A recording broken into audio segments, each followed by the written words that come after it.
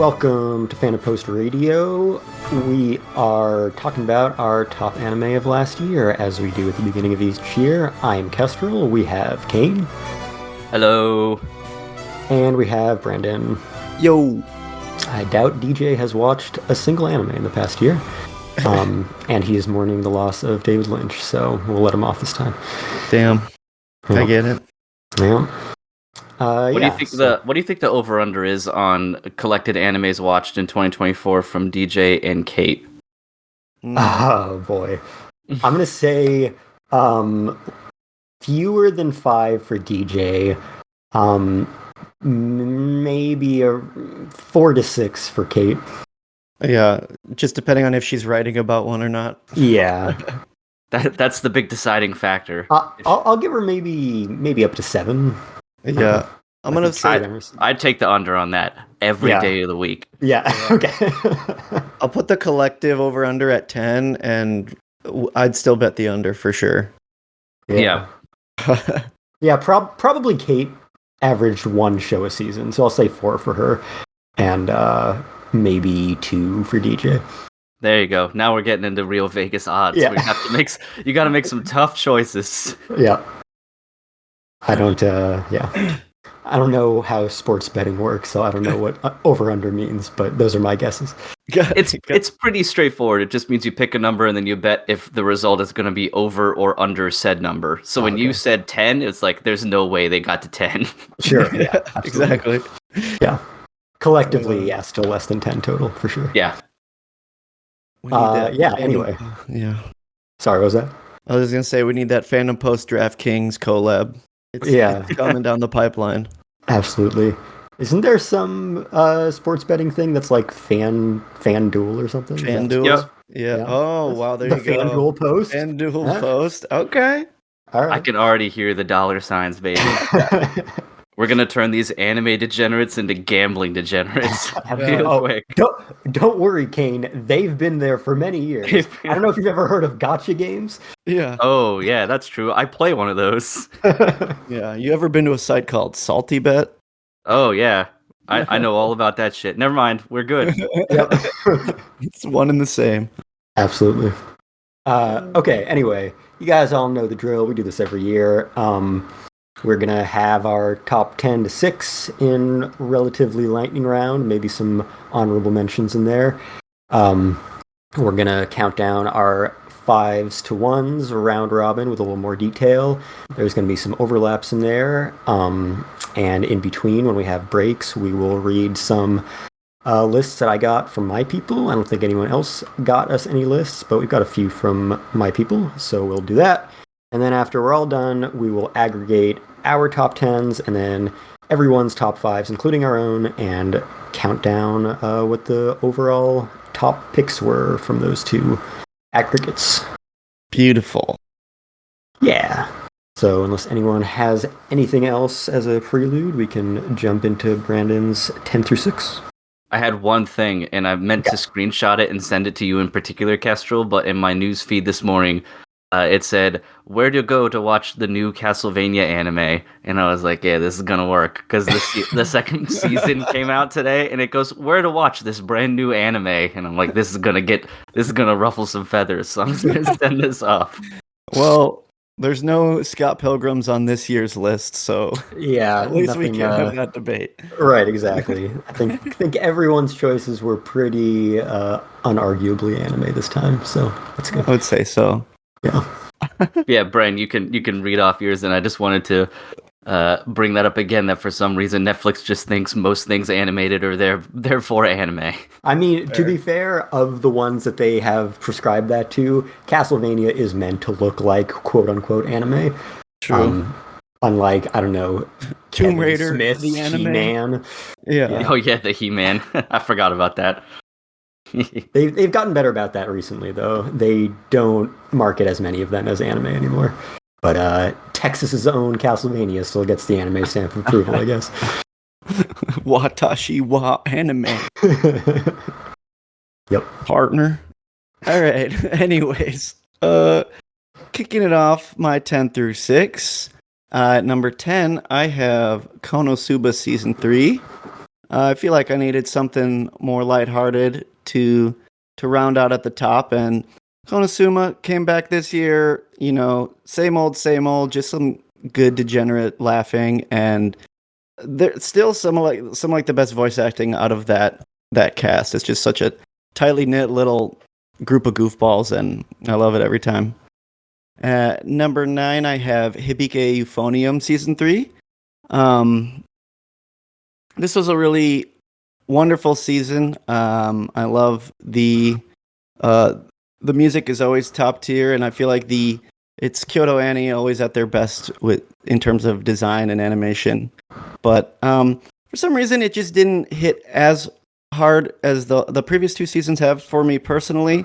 I did like the focus on I'm forgetting her name, but like the main euphonium, on her being like in charge and kind of like dealing with juggling all of that.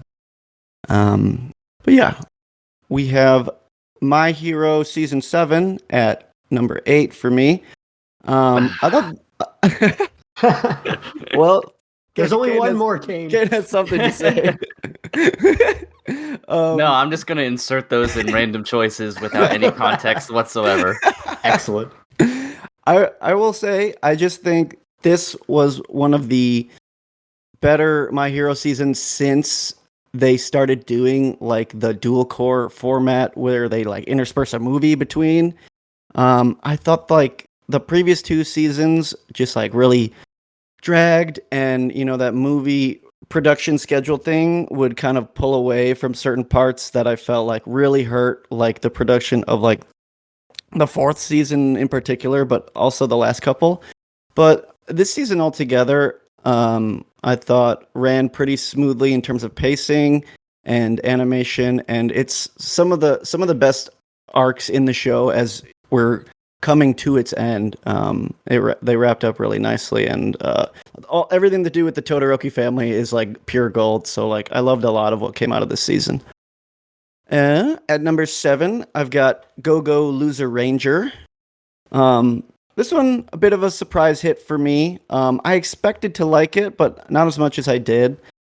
Fairly original plot in terms of things that I'm used to watching, but I love anything that is kind of tokusatsu adjacent, and I thought this show had a really unique premise. The second half, I feel like it dragged out a little bit, but I'm still very interested to see where this goes in the future. And then at number 6, I have The Elusive Samurai. Overall, I just think this show is just like so well made. It really got that primo Shonen Jump action series budget and everything it needed to just like look great, sound great, and everything in between. I just thought everything all together, it was like a very well-made production for like a generally very basic type of story that you kind of see a lot of in anime, but I enjoyed it a lot. Yeah. My only comment on The Elusive Samurai and its production quality is, but what about when they had horses? Yeah, that's the horses are an inevitable dip factor, which doesn't make me too excited to see when Steel Ball Run is eventually animated. But I'm scared. I'm very scared for that. But yeah, aside from the CG horse here and there, I thought it looked pretty good. Yeah, agreed. Yeah, It's just- I saw the only thing about this is I think an Instagram reel of one of the fight scenes in like a dojo. Yeah. And that He's, looked like, really, really good. It made bouncing me off of the curious walls. about the show. Mhm. Oh yeah, she's like bouncing all over the place. Yeah. Really like high energy, really well animated. I didn't know much about the show beforehand, but it certainly piqued my interest. Obviously, it doesn't explain anything about the plot whatsoever to watch one fight scene, so who knows if the plot would interest me, but the art and animation alone would be good. I wanted to ask real quick about the Go Go Loser Ranger thing. So Yeah. that show also piqued my interest and looked like a fun sort of watch, like actiony kind of with some comedic elements and things.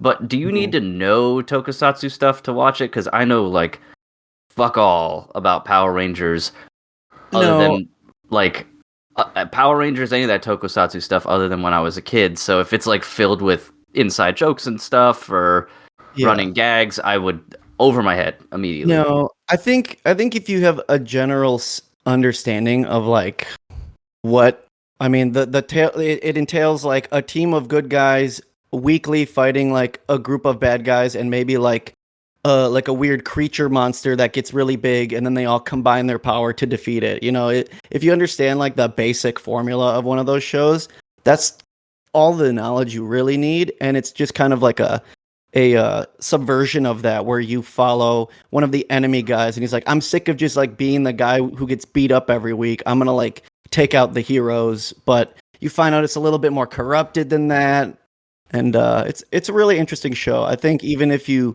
don't really have any tokusatsu background, it's still a really fun watch. Yeah, I feel like me just saying Power Rangers period is enough to get me in some hot water. So No, that's fair. I don't know if you. I think it's the same writer as Quintessential Quintuplets. I don't know if you watched or read that, but that's that at it's all the last thing Cain would have watched. I was gonna say, I don't know if that would help push the show at all, but it's definitely not your kind of tea from that end of it. yeah, no, that does not help at all. Well, for anyone listening, maybe, but Yeah, let's hope that it helps them, because for me, I was like, oh, well, never mind then. Yeah, they couldn't have anything to do like the same as each other. So Right. I would recommend at least watching the first episode to like get the gist of what it's about. Yeah, I mean, I would certainly give it a shot. I've watched way more dog water like shit anime in 3-4 episodes than to turn my nose up at one of this that is a seemingly quality. So That's true. You watched Birdie Wing. I fucking did, didn't I? I didn't watch all of it. Good on you. Yeah. Yeah. All right, so I guess it's my turn then. Yeah. All right, you fucking troglodytes. Wait, why did you scoff at My Hero Academia? Yeah. Oh, I said there was no context. I just did it to throw you off. Oh, the only question I would have had regarding that is, I think you said it's pretty close, because I know the manga ended recently, so I didn't know how close it really was since I haven't watched One more it. season, yeah. Oh, okay. Yeah. So yeah, they did a pretty good job keeping caught up. It's not, light years behind or anything like that. No. Yeah, it's right on the tails. Whew. That's funny. Yeah, go ahead. Okay. Yep. So get ready to get cultured. So number 10, I have Spice and Wolf. So I like this show a lot just from like the business simulator aspects of it. I mean, the relationship between Hollow and Cheesy Larry is pretty fantastic, and I like the back and forth they have and how they mutually help and hinder each other in certain ways. It's a really well written relationship between them. And all in all, I didn't think the show looked that bad. It didn't look amazing, but especially compared to that first go round, after looking at some of their screenshots, this thing looked mint in comparison. But I was more into it from the well-written dialogue and characters and the economics involved. I'm always a sucker for that kind of thing. Like, I may be the only person on the planet who still likes like Classroom Crisis because it's nothing but an Excel spreadsheet simulator in an anime. But that stuff always attracts me. And then number 9, this is the one I actually changed very recently. I had to get Kestrel's express written consent. But I put The Concierge. So, Kestrel, I know you watched this. Brand, are you familiar with it? It's a really late entry to 2024, period. Not just my list, but like straight up. No, I did not. Oh, I saw like maybe the trailer for this, but I did not realize it came out. Yeah, so it had a showing at Animation is Art, I think probably 2 years ago, because it wasn't there this year when we visited you, I don't think, Kestrel. Yeah. And then it had a 1-day theater release in the United States back in September, and then it just kind of like shadow dropped on Crunchyroll, I think December like 13th or 14th. So right in the middle of the holiday season with no marketing. It just showed up. So I didn't even know it was a thing until 2025. So technically I didn't even watch it until the new year, but it had been something I was interested in. I think it's production IG, and it looks really great. It has some varying art styles, which I like. The big department store, depending on the area that you're in. Like if you're in the restaurant, everyone's drawn like that weird Art Deco restaurant style where people have like long flowing limbs with sharp angles on all of their like joints and stuff. And then, there's highly detailed animals and a really good selection of animals too. That's actually what surprised me the most, is that all the animals that you talk to isn't just like, oh, it's cat-san and dog-sama. It's like fucking obscure extinct animals by the dozens almost. So it's a really good time. It's only, I think, 80 minutes long, so you don't have to really, hunker down. And it's the pacing is a little bit weird at first because it's about her first day as a concierge in this thing. So you're just as discombobulated as she is. So I don't know if that's by design, but you kind of feel that way too. But yeah, it was a really fun show. Like there's not a show, but I guess it'd be an OVA. I don't know if it counts as a movie. Yeah. Okay. It was at theaters. I never know what that if that line is just if it made it to a movie theater, it's now a movie. But it will count that. Yeah. It premiered in a theater. It's a movie. Okay, cool. So it's a movie. But yeah, would highly recommend it. It's just on Crunchyroll. It's got some really nice production value. The voice acting is good. The story, albeit basic, is engaging, and it's kind of like a series. It almost feels like a series of small vignettes, in that each animal that talks to the concierge has their own individual problem, and then like 10 to 15 minutes are dedicated to solving that problem as she learns about being a concierge and customer service and kind of what that means to her. So really good stuff. Would highly recommend it.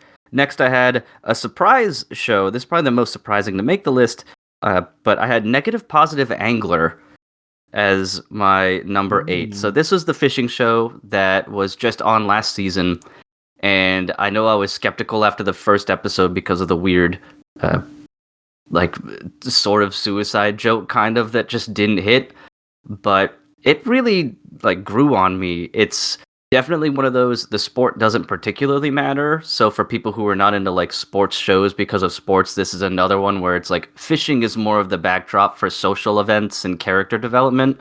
And granted, there is some terminology and fishing obviously does happen. It's not like the point of the show or the goal.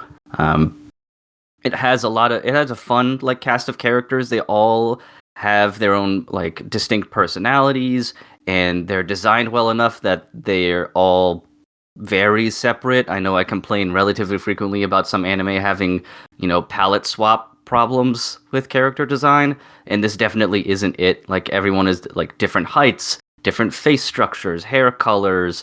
One girl changes what her body looks like depending on what she's doing. She's chibi in some ways, and then she's a model in others, and that's kind of a fun thing. But yeah, that's a really good one, and surprisingly kind of deep in the emotional state about like running away from your problems, dealing with them head on, familial drama sometimes. So that's really good too.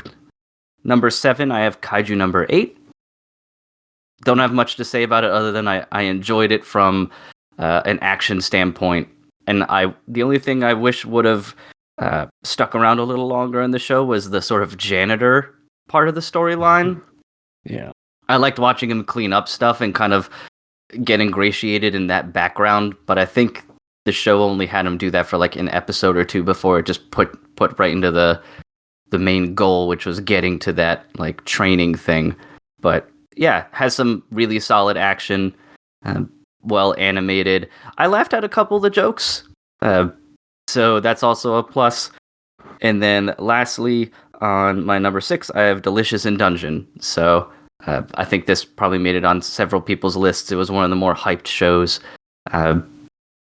Really liked a lot of the dungeon crawling aspects. All the dynamics between the party are really good, especially when they really start delving deep and get creative with how they're cooking food when they run out of it, and seeing Senshi work his magic to make even the grossest shit go. So that was something that I think that was another show that grew on me more as I watched it, and it had definitely positives where it picked up the drama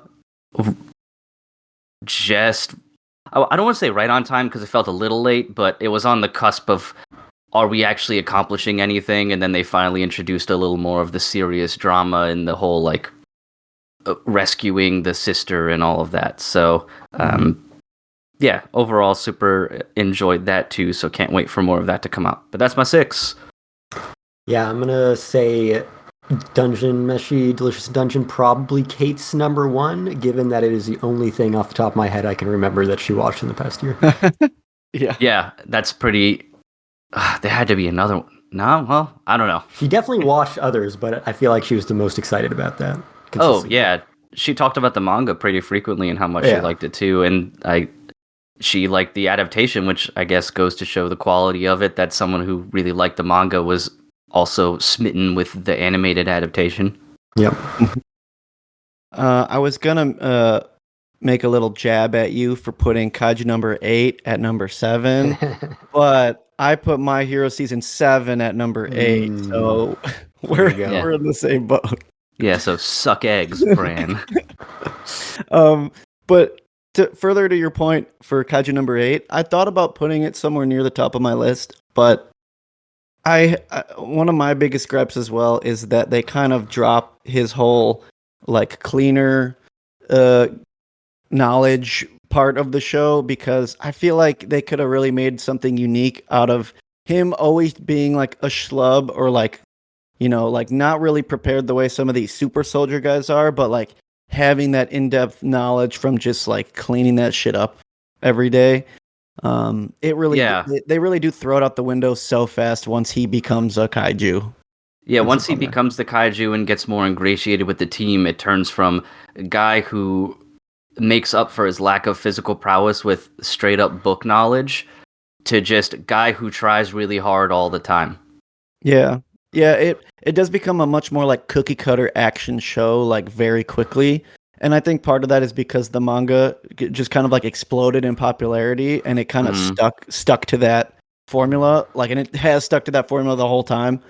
But yeah, that's my biggest gripe with the series as a whole. I think the anime looks amazing. It was like a really great production. So like, oh yeah, 100%. I'm happy with it. It's just not where I wanted the story to go from the jump. So yeah, and I think during the one training battle, they use his knowledge because it's like the mushroom creatures or whatever, and he remembers how to actually kill them or remove the poison or something, while the others don't. And that was a really cool moment because it's one of those overcoming adversity with the tools you have available. And then they throw that out, and then it's just I'm strong, will punch. Yeah, I gotta protect my friends. Yeah, all right. So before I do my 10 through 6, I will real quickly mention my most honorable of honorable mentions, which is Frieren. Of course, the latter half of Frieren was better than anything on my list, but I can't break my rule. I've always only included things that started the year in question, so I can't just put it at number 1 again for the second year in a row. But yes, that core was certainly better than anything I'm going to talk about. If you go by Crunchyroll award rules, if you go by Crunchyroll award rules, you can do it. Yeah, absolutely. That's true. Yeah, I think I texted you about that too, Kestrel. I was like, so I can't put this on the list, right? No, you like. So I usually let you guys do that. And you were like, well, I didn't have to this time because I had enough to fill out a top 10. But you did have Apothecary Diaries on there, which aired the exact same 2 seasons as Freerun. So I was like, okay, you gotta pick a lane. Neither of them can be on there, or both of them can. I honestly forgot that it had also aired the year. I knew Freerun did. Yeah. But for some reason, I had a disconnect with Apothecary Diaries and thought it all aired in 2024. So that was just an honest mistake. Freerun, Yeah. At least Apothecary Diaries will have that clean, it's a 2025 show this time. Exactly. Yep. Okay, so my number 10 is Monogatari series, Off and Monster Season. I didn't really think I needed any more Monogatari after like 2017. Story was pretty much over. 2018, it had a little epilogue. Cool, that's all we ever really needed. But it's really fucking fun, and it was a blast to have it back after like 6-7 years. And the music, I mean, I talked about Satoru Kosaki in our composer episode a little bit, and just the way that he uses all of the like motifs from the theme songs that he also composed for all of the characters in creative new ways along the way is just phenomenal. And that series has gotten better and better production values on average since it started in 2009. So yeah, it was a lot of fun to have that back and have some time where it was just about the girls having their own lives and solving their own problems instead of Koyomi coming in for everything. That was the off part. The monster season was kind of back with him in the spotlight. But yeah, good stuff. Especially for, basically just Nisio Isin is continuing to write this because it makes too much money, even though he already completed the story. None of us actually have a good number alignment because I have Kaiju number 8 at number 9, in fact. Oh, man, we fucking blew it. I mean, we averaged to number 8. Fair. By design. Yeah, just as planned. So yeah, I agree with a lot of what was said. Kaiju number 8, really fun new shonen action series, really great production values. I said this when it started, like, even without having read any of the manga, I didn't think for a fucking second that the big new hit shonen show was going to stay with Kaiju Janitor for the whole thing. So I was not at all surprised that they threw that away. Yeah. I will give it some credit for acknowledging that as it goes along and using some of his expertise from that job. But I agree that once he just becomes Kaiju, it's like, okay, this plot has been done over and over again. Oh, what a surprise. The main character can become the thing they're all fighting. And yeah, it kind of goes through the same motions. So once that happened, yeah, a little generic, but I do appreciate that the protagonist is not a shonen. He is a 32-year-old, which is expressed explicitly as meaning he is an old man, which personally hurt me, who was and is still 32, and Cain, who was at the time 32. Yeah, man, that oof. So yeah, but I appreciate at least the variety of this is kind of an old washed up dude having his last shot at his dream, and he's got to put in way more effort than everyone else, except maybe not so much once he becomes the Kaiju anyway. I have at number 8 Hibike Euphonium 3. I kind of have maybe the opposite opinion of Bran. None of the previous seasons would have gotten on my list at all. Oh, wow. Yeah, I think this one was by far the most effective to me. In fact, the first season, when it premiered, I dropped it after 3 episodes. And it was only after, I know. Believe me, I have friends who are huge fucking UFO fans, and they are very upset by that fact. So I only ended up going back and watching it all after like the KyoAni fire, when I had, taken a lot of time to watch a bunch of their stuff that I had missed. And I was like, oh yeah, it's really good.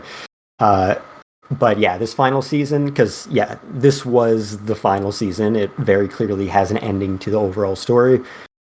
Very satisfying, very emotional, beautiful production values, like you mentioned, KyoAni all the time. And this is kind of like maybe the last we'll see of like the triumphant comeback, because you'll notice the first episode is credited to one of the most prominent victims of the arson as the episode director. So they had been working on this for half a decade before it aired. And then in general, the whole season directed by Tatsuya Ishihara, who's one of my favorite directors. Just incredible direction, incredible animation, so emotional, such good nuanced character moments. And they do in like one of the final scenes in the final episode, when they have like big climactic performance in the audience, they have like a bunch of the KyoAni staff who were killed. represented in the crowd there. So yeah, very, very sweet send-off, very triumphant kind of full circle conclusion to that story in a lot of ways. So yeah, that was very effective for me. Speaking of highly emotional, at number 7, I have Look Back. It's one of those things that if I do like my top anime of the year and then my top movies of the year, you might see the same things in different orders. And I think it's because, like, I think about things, you know, in regard to being successful feature films in different ways than I think about them being what I want to watch for an anime. So, like, this as a standalone, go to a theater, experience a complete story in one sitting, phenomenal, top notch. It gets a little bit further behind on my anime list for the year, just because it's like, in terms of kind of experiencing that art form, I think it was incredibly impressive, but it's not something that I want to, like, just pop on Crunchyroll, you know, every month or so. It was a very specific, like, time and place, experience this in movie theater, see people shocked by the developments, and just kind of go away and think about what you just experienced, process it. So yeah, great story. Of course, the manga was already great to work off of. My boy Kiyotaka Oshiyama, who did nearly everything for this film. It's one of the most incredible showcases of a single creator of the past year. And yeah, I'm glad I got to interview him well before I saw the movie. And then when I did, I was like, yeah, man, he really pulled it off for such a small crew, for him to have done so much to elevate it beyond, you know, being a manga about manga. How do you justify making that a different medium? And he really went above and beyond with that. So yeah, great work there. And my number 6 is Oshinoko's second season. I didn't love it quite as much as the first season, especially some of the early episodes. Once it kind of got rolling in the big climactic character studies and commentary on the industry, which are 2 of its strongest attributes, then yeah, it definitely hit those, like, top tier episodes. So I definitely came around to it being a worthy second season, even if it wasn't quite as effective to me as the first one. I'm curious to see how it goes, because I know the manga also ended last year, and people hate it, I think. So I'm a little concerned about how it ends, but so far so good, more or less. I'm enjoying myself. Yeah. Yeah, I wanted to put it somewhere near the top of my list as well, like between 8 to 10, but I felt like I couldn't justify it because I didn't finish the second season. So I similarly, like, I enjoyed it, but it didn't hit the same heights as that first season. So yeah. I'll eventually finish it, but I think part of why I just kind of, like, fell behind and dropped off on it was just hearing how badly everyone was reacting to the end of the manga. So yeah. Hooray. Yeah. Not looking forward to that. Maybe they'll salvage it like Attack on Titan. Maybe, yeah. Yeah, I had one more quick comment about Kaiju number 8. One thing I did like about the show too that I neglected to mention on my list is spoilers, I guess, is how quickly he gets found out. Yeah. Like, I honestly expected they were going to be like, this is something that's going to go for fucking 24 episodes, and they're only going to find out in the last 2 episodes when they need him most, and no one's going to have a chance to, like, digest any of this. Mm-hmm. It's just going to be like, oh, you're a kaiju, please save us. And then at the end, they'll be like, thank goodness you were a kaiju. But he got found out real quickly, and that caught me by surprise in a good way. Like, I wasn't expecting that turn to happen that early in the storyline. So that was a good plot piece to kind of keep me hooked when it was starting to feel extra generic. Yeah, for sure. I think because of our rankings, we have to now refer to it as Kaiju number 7 + 9 divided by 2. I feel like that's a new Ava movie or something. Yeah, when they do rebuild of Kaiju number 8, exactly. where he Which, does hey, stay a I mean, janitor. Yeah, right. Ano's remaking all the kaiju stuff, so you never know. Fair. Yeah. And Kara did the opening, so yeah, Oh, okay. checks out. It's all connected.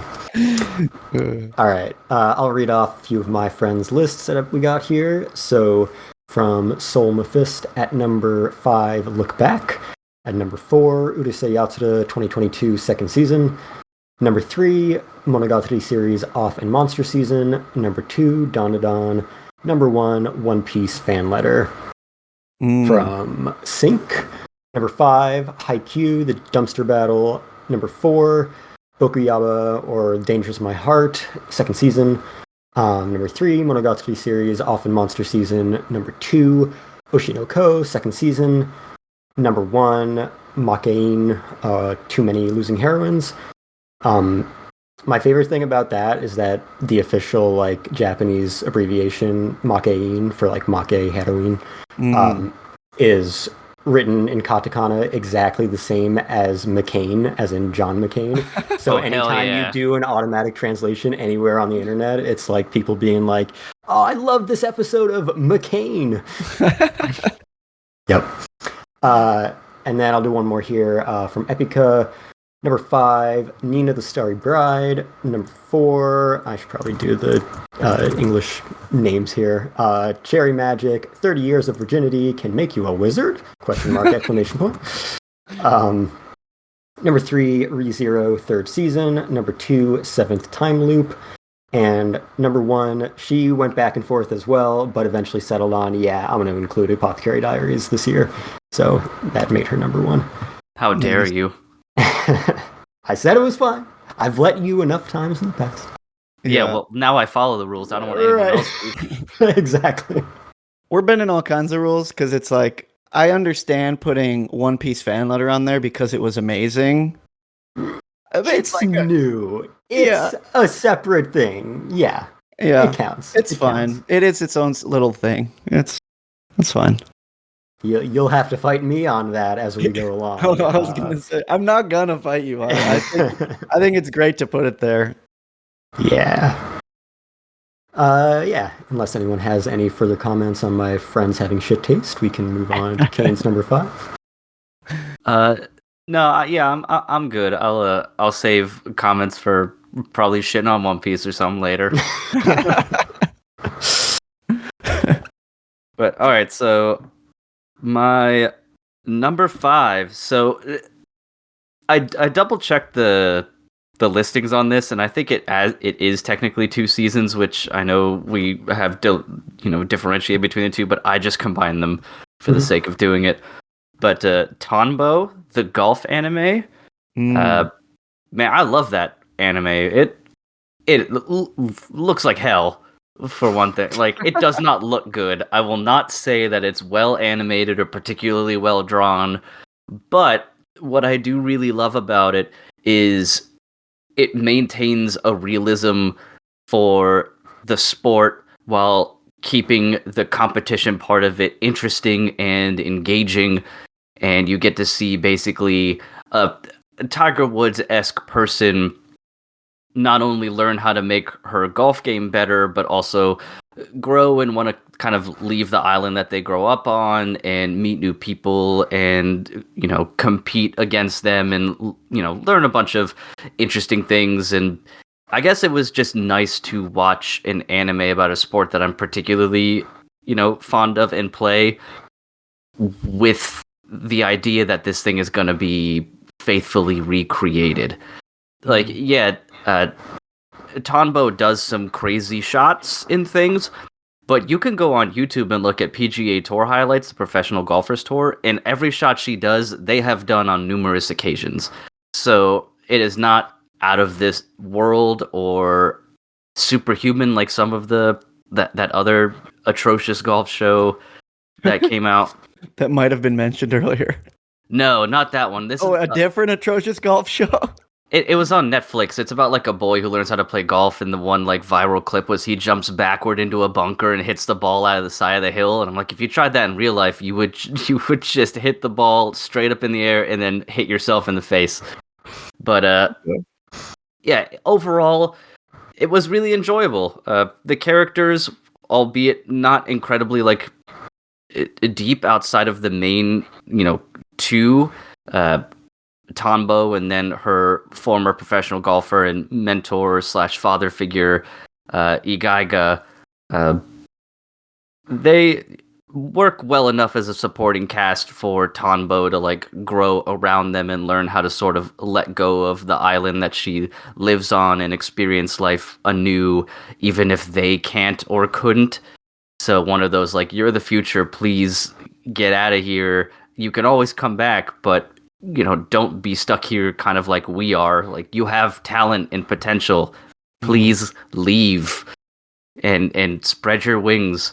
So, yeah, it was really enjoyable. It was something that I could turn on and kind of relax to, because even when the competition was like in full swing and serious, it still had sort of a light weight about it. Like, I think that's also what's nice, is that it treated the competition seriously, but also didn't fall into some of the traps that sports anime do, where it's like, this is life and death for me right now.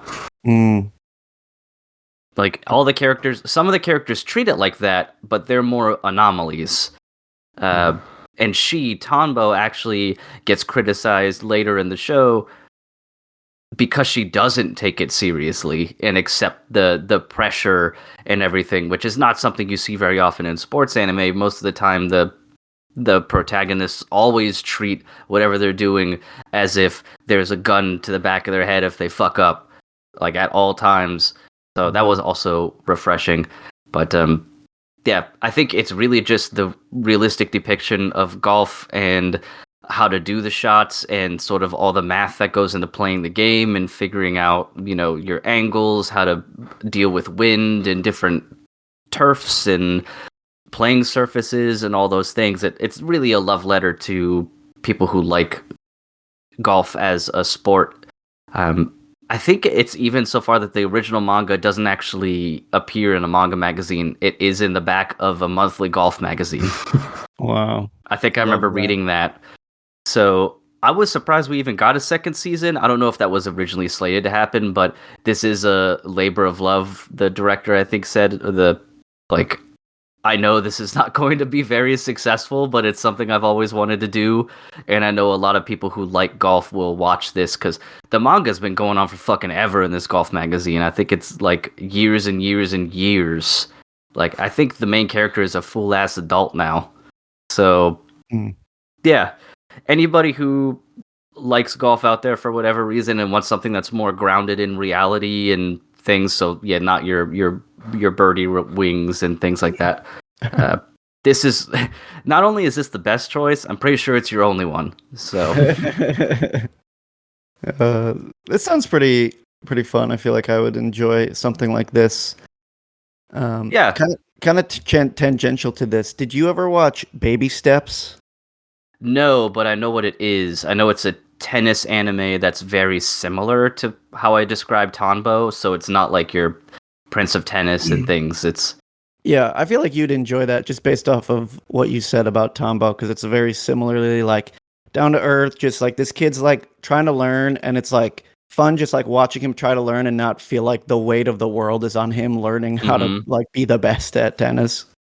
Yeah, I've consistently thought about picking it up as I grow sort of more separated from Prince of Tennis, because I dropped the newest one. It's too much even for me, and I've talked about it before, so I won't do it here, but I had been recommended Baby Steps before for that exact same reason. Like, very grounded, he sucks. Yeah. So you very get to similarly, watch him. It does not look great. So like, it's not the best production, but like it's a solid show. Yeah, and I think it's more of a mark of the quality of the show when I'm still getting recommended, it by friends like you or my one anime friend in real life, when it looks bad, but it still gets recommended because that's just the strength of the story itself.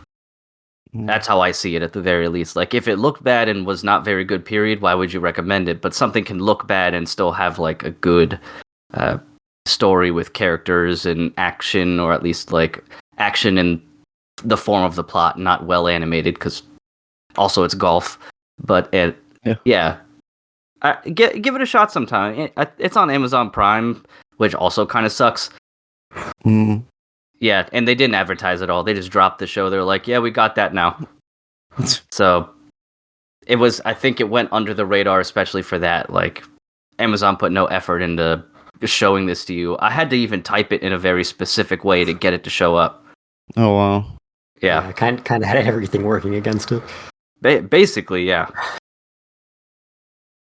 All right.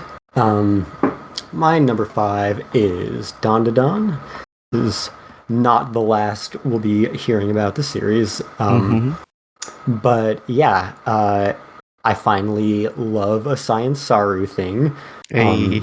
Yeah, so finally come around to that. The music I knew I would love because Kensuke Yoshio, but I've described before how it's kind of the perfect project for him because it has the insane whiplash between different tones that he works so well in, and usually you only get to experience one extreme or the other from any given property he works on, but this time he gets to shine in both ways. In particular, episode 7 was phenomenal, incredibly emotional, just an example of like this is the kind of episode that will get an episode director a job directing a big series in a year or two. Like that kind of showcase of this is what I can do within these constraints, to basically give you a standalone, very short film that will move you so much more than you expected in this weird show about fighting demons and aliens over a guy's testicles. So yeah, it is a crazy, bonkers, all over the place show. It's a ton of fun. It's very funny. It uses its tonal whiplash very successfully. It's good at being funny and having genuine heart in its romance and its drama and actually caring about the relationship. Having great action when it wants to do that. Being emotional, as I mentioned. It's got insanely good animation, especially at those big moments. Very strong direction overall. I feel like the series director is like a pretty good kind of Yuasa protege. Because he really kind of nails the Science Saru style without being Yuasa. And yeah, it's a really charming kind of different shonen action show that follows, wouldn't you fucking know it, the male protagonist becomes the whatever. But yeah, it also has a lot of things that are very unique to Don and nothing else. It's kind of like, Mob Psycho at times, Look Back at times, just a big amalgamation of different themes and styles, and it pulls it all off pretty well. Hell yeah. Yeah. This will be talked about a little bit later too, at least a little more. So I didn't want to. Yeah. Yeah, it's like I can't follow it up because like I'm about to follow it up. Right. Exactly. So before that, let me know what your number 5 and my number 4 is. Yes. So at my 5 and Kestrel's 4, we have the Haikyuu movie. What is it called? Battle of the Dumpster? Yeah, the Dumpster Battle is the official English title. Yeah.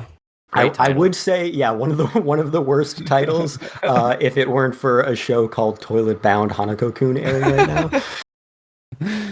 Yeah. But I mean, I feel like I don't have a lot to say about this other than like I love Haikyuu, and this movie is basically just like 2 episodes of Haikyuu. Yeah. It's just like it. I remember when it was originally announced that like they're going to end the series on like 2 movies.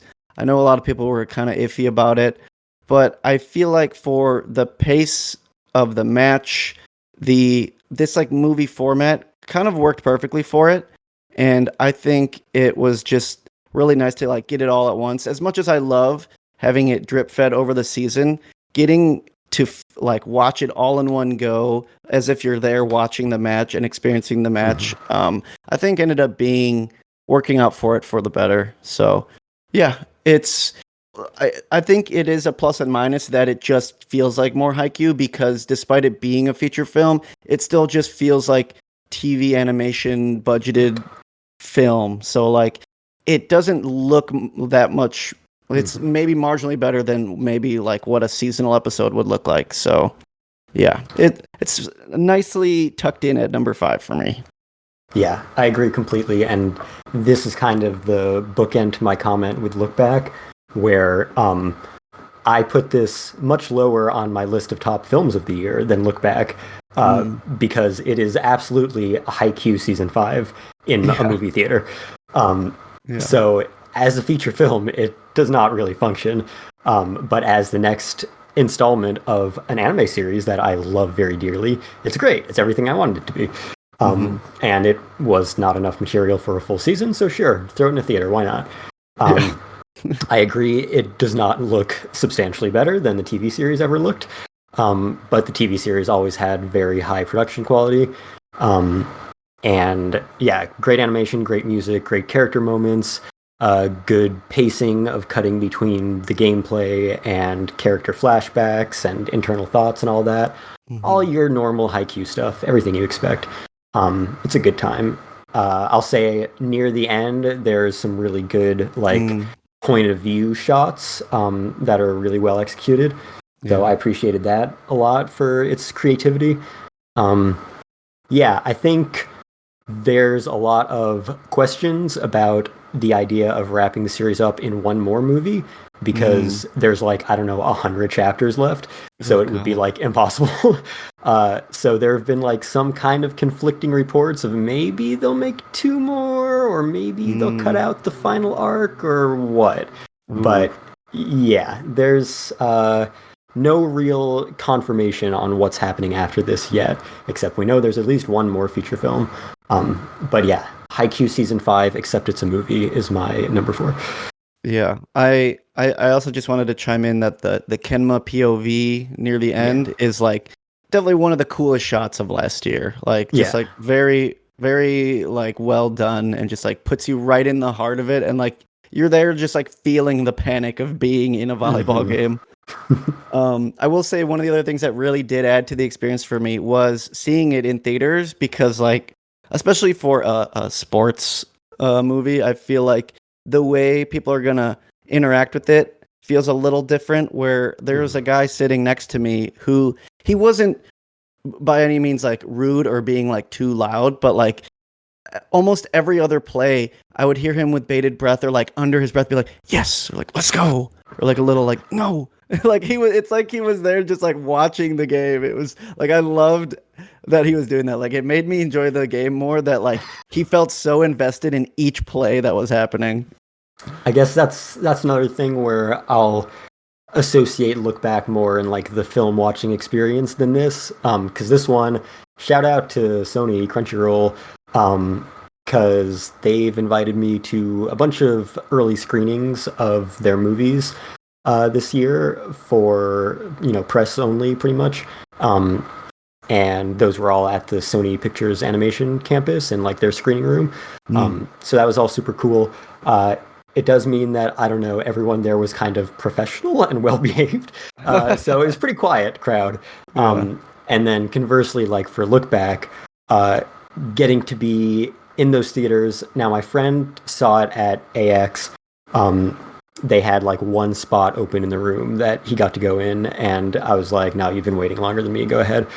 So I did not see it there. But what he said about that experience was the same thing I experienced when I first saw it in theaters, where Oshiyama did also attend and have a Q&A afterwards. And then I saw it again in theaters, where they were giving out some artboards from Oshiyama and Fujimoto. So, those two crowds were the real motherfuckers, right? Those are the guys who are going to show up to the important showings. So seeing the mix of people just where I was at knowing the manga ahead of time and just being blown away at what Oshiyama did to it. And then the other half of people gasping at all the things that, you're taken aback by. And then all the Fujimoto fans being like, "Yeah," when it has a little Fujimoto reference in there.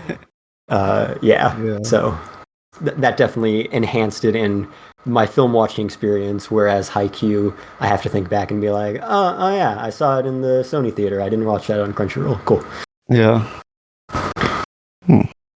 Yeah.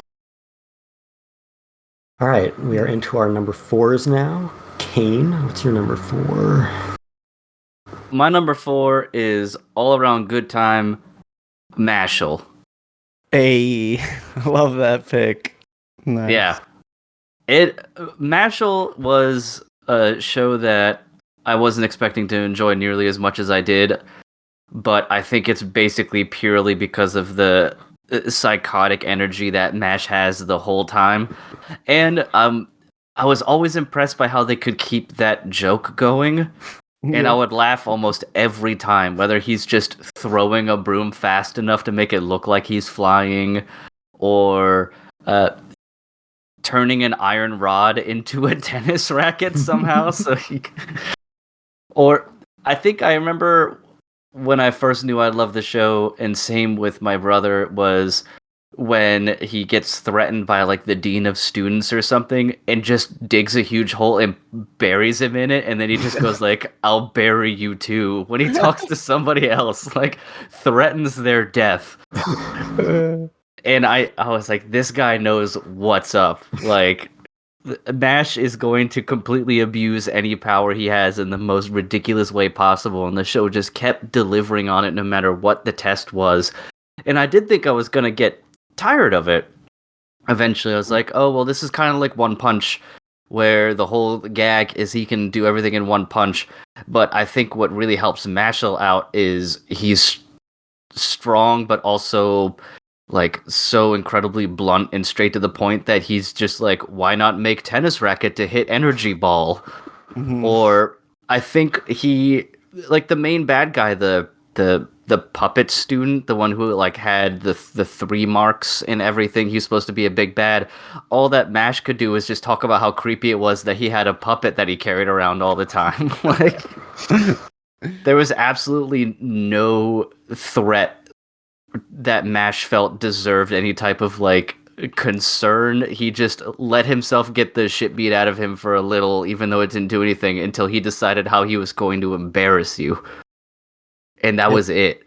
His shit talking was one of his strongest muscles, for sure. Yeah, the shit talking is insane, and it's always delivered in the same like droning tone, which makes it even more insulting. One of my other favorite gags was the breakdancing fast enough to make a balloon float like it was a hot air balloon. Like, it's just so good. Like, the creativity from the creators, like the mangaka, and of course the animators as well, to make sure that they're keeping the gags outrageous enough that you keep coming back for more, and not just he yawns and, punches or kicks something. It's always, you just don't expect what he's going to do next. And that's really what carries that show, and his shit talking. I think the cast, like the supporting cast, is also really fun in their own ways. Like Siscon Man. Yeah, Lance. Yeah, Lance. Because Lance is like a prodigy, but his main thing that's holding him back from success is how put off everybody is by his obsession with his sister. Like, it's so good. And I also appreciate that the show gives you just enough like background lore so you know what's going on in the plot, but it really doesn't try to get too bogged down. It's just like, if you had a mark, you had magic. If you didn't, you were ostracized. And the more marks you had, the more powerful and prestigious you were. And yeah, have fun with this. And that's it. It doesn't try to like delve into too much about how the marks happened, or the economics of the world, depending on what. Like, it didn't do any of that stuff, which I like lore, but in this specific situation, it was. I don't think it was ever going to do the show any favors. You're watching MASH topple the 1% like the whole time. Damn. And its banger of a theme also is something that you can't ignore either. I know it's quite a banner year for Creepy Nuts. It really was. Like between the Mashal and Don to Don openings, you have two like just fucking great songs, period, that are all over social media constantly. So that Mashal theme like transcended anime. Like I had people that I know do not watch Mashal were like, oh yeah, that song. Or like they watched Don to Don and like, oh, they made that other one. I was like, yeah, you're right. I'm really glad you put Mashal on your list because I feel like this series is special to me in that I reviewed most of the manga for the post like during its run, and while it was never my favorite show or manga, it was always like, middle of the road for me. I did always appreciate that like it was able to pull off what it did. And like you said, the author Komoto, he was able to make MASH a character that didn't like, become a dud of a joke 30 chapters in. Like he was able to the end, make MASH like a funny and interesting and like a character that is going to surprise you with his one gimmick. And if this was a top 10 characters of 2024, MASH is easily top 3. So he should end up on a list like that at the very least. So I'm glad you enjoyed this show so much. Yeah, it's funny because MASH himself doesn't do much at all. Yet he's he beats people up and he eats cream puffs and then he just goes like, "Yay!" Like that. It's so much with so little. I think what this reminded me of the most, and it's another show I really enjoyed when it aired and my brother and I watched together, was Sleepy Princess and Demon Castle. Because that was a whole show based on one gimmick of this princess that the demons kidnapped is actually a worse being than any of them in a lot of ways. So it was just watching her walk around this castle, do things to make her bedroom more comfortable, and a lot of the time it just had to do with mercilessly killing demons for like their skin and stuff. And that was another one. Like I thought the joke would get old and it just didn't. So I always like, a good comedy show that kind of knows what it is, and I think Mashal excels in that it knows what you want and it delivers it, time and time again. So I would always recommend this to someone who's like, what's a show that has some decent action but is also like lighthearted enough to be funny and I don't have to be worried about my emotional state while watching it. Yeah, that's a good point. I feel like Mashal is a great show to recommend someone that like you don't want to like throw them into the depths of like, oh, this is going to be the deepest anime you've ever watched, or like, if you know their tastes, like it probably something will align to enjoy Mashal in a sense. Yeah, and it's also, for better or worse, depending on how you feel about it, there's like very little like fan servicey anime like stuff that turns people off. So this is another show like we've talked about on several occasions, like your Spy Family and stuff like that you could show someone who doesn't really watch a lot of anime or is just kind of interested. You don't have to worry about them getting creeped out by any one thing in particular. Like it's also very controlled in that aspect. So that's another plus for me. Like I can handle that obviously, but people everyone has a little bit of a different opinion for that. But yeah, really enjoyed it. I hope we get some more. I haven't looked into if they're making more of it or not. I did read all of the manga afterwards. So nice. I think they did confirm at some point that they will be adapting all of the manga. Oh hell yeah. Love that. This one deserves to go all the way because I feel like it is one of those few shows that I think pulled off the ending. So yeah, I'm excited for that. All right, and that leaves your number 4, which is also Cain's number 3. Yes. As we said, hot off the heels of Kestrel's pick, we are putting Dan to Dan here in our lists. So we talked about a lot already too on the seasonal episodes, but when I was reading Dan to Dan, like I hopped on it pretty early, maybe only, 10, 20 chapters into it coming out. And right away, I told myself, there's no way this show gets an adaptation that like is anywhere going to live up to it. And I held that sentiment for a very long time. And then I saw the trailer for Dan to Dan. I was like, okay, all right. Science Saru, okay. We'll see. And then it comes out, and you know what? They damn pulled it off, because this is a very excellently made show, and I didn't think it was going to be possible. So, like, that's aside from what's already been said, the highest praise I can give it is that I didn't think they could do it, and then they did it. So, yeah, this is just a fun ride all the way through. Yeah, the amazing music, the animation, like you mentioned earlier, Kestrel, the jump between the comedic and the action and the suspense is all very well done. And honestly, the only reason for me it's not even higher on the list is that like there just wasn't enough of it. I feel like the show ended at a kind of like an abrupt part at the start of a new arc.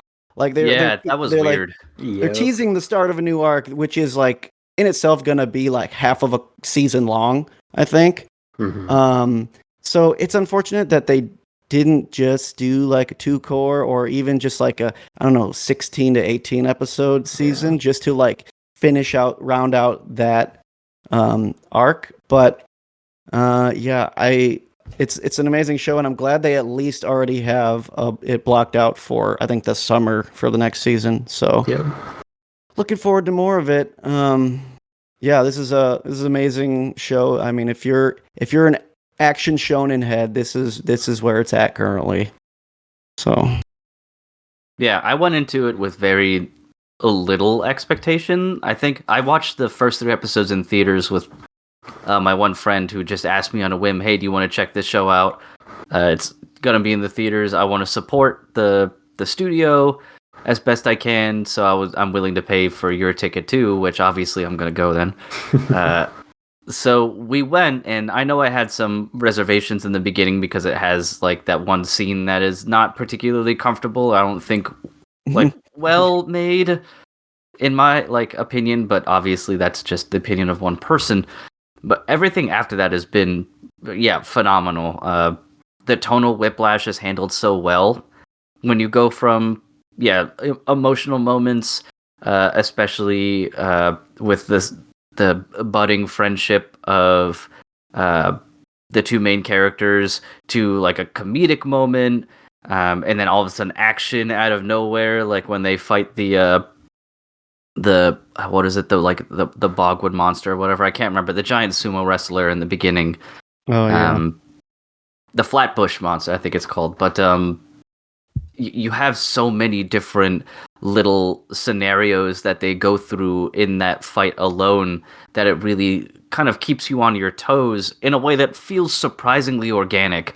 And comedy and anime in particular can be so hard to pull off that way, when it's just like a lot of the time it just turns into, now we're going to be talking very loudly and now this is comedy because now I'm just going to scream a line. But it's handled so well while keeping a great dynamic between the two of them that only kind of continues as we introduce more and more kind of, members of this gang, whether it's Turbo Granny Cat or the new guy. And obviously I'm terrible with names, so Gigi. Yeah, Gigi near the end, and kind of the whole, well, now we're competing for, the attention of our romantic interest. So that has its own little comedic moments because it's always stupid.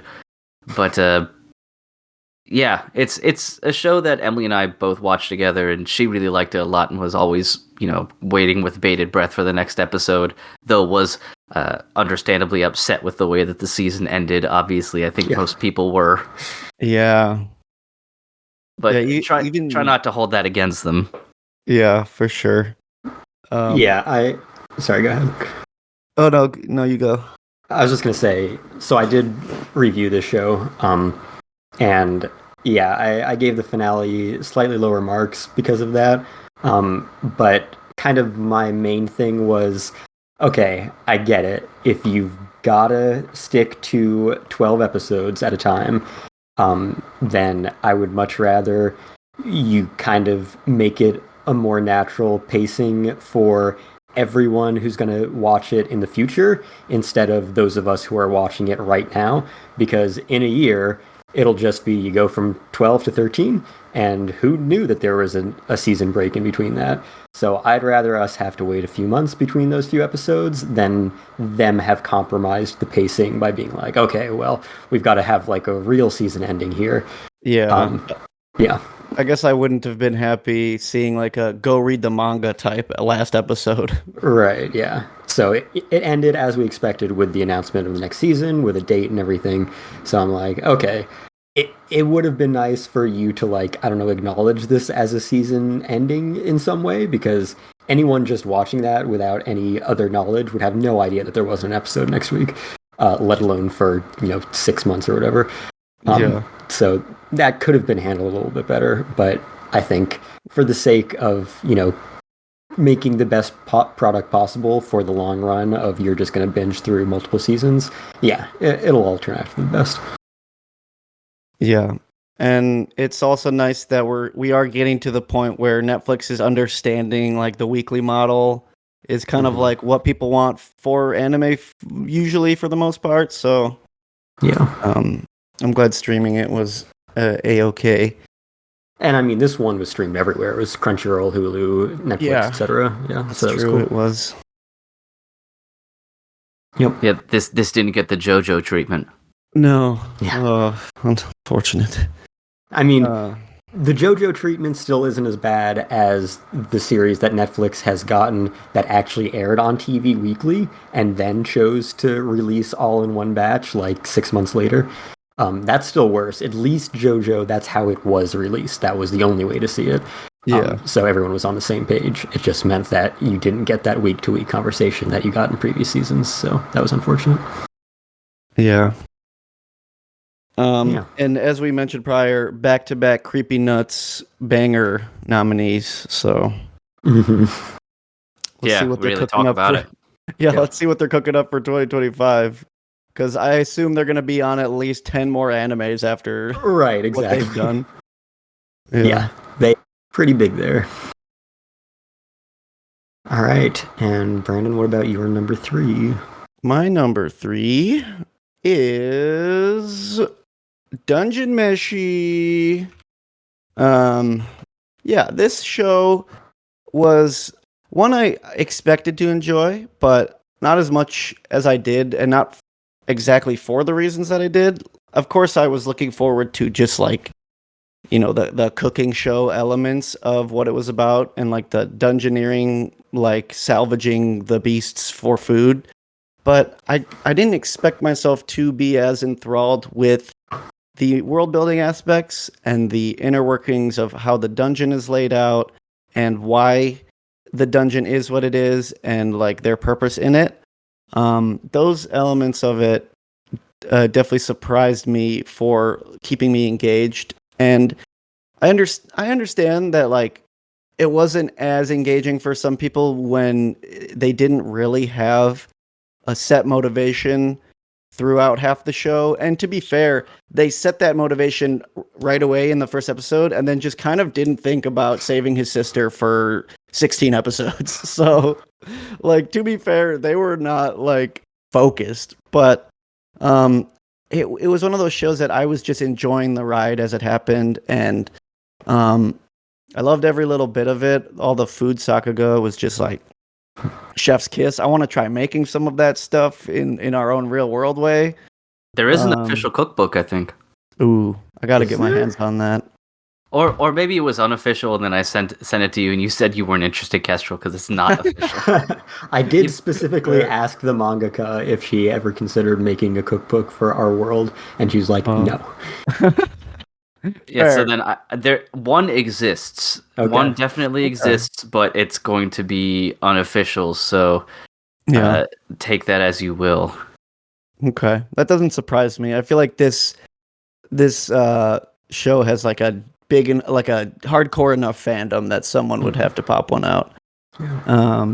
But yeah, another thing I just want to say is that I feel like Trigger was a surprise pick when this was first announced, but I think they really nailed it and made it their own without it feeling like, oh yeah, this is definitely just a Trigger show, with like, it didn't have too many Triggerisms, I guess you could say, but they really did make it feel like their own, and you could see when like a certain staff member was like an episode director that was like, oh yeah, it's time for like a typical like Trigger animation change.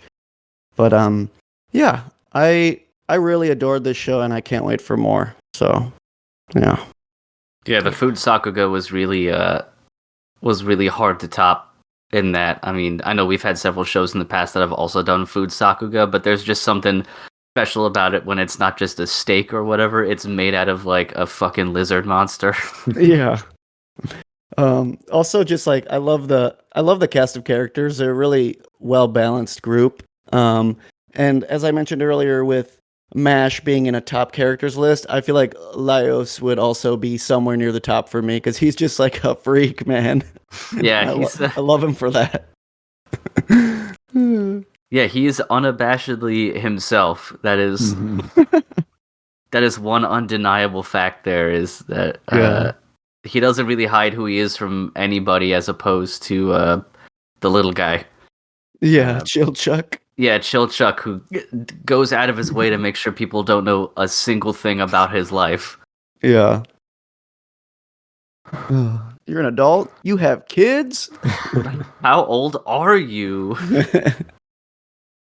Yeah, All can't wait for more of that. Yeah. And that leaves my number 3, which is Okuyaba Dangerous in My Heart Season 2. This is actually the first time I've talked about this show at all on the podcast, because when the first season came out in late 2023, or mid-2023, I think, I was not interested. I didn't give it a shot at all. And I'd heard some good things about it as it went on, and then the new season started at the beginning of 2024, and I was hearing really good things about it from the start, and just incredible things by the end. So once the winter season wrapped up, I was like, okay, I'll binge through this series on High Dive. I'll give it a shot. And indeed, it starts off a little rough in the first season, but the trajectory of its quality over the course of its 2 seasons is just like exponential in growth. It goes from being like kind of a cringy middle school kid to probably one of my like favorite adorable little anime romance series. And it's good at its pacing and making the romance progress in a way that's realistic and not frustrating, and in a way that that future seasons will have something new and different. So, and as it goes on, guess who did the soundtrack? Kensuke Ushio.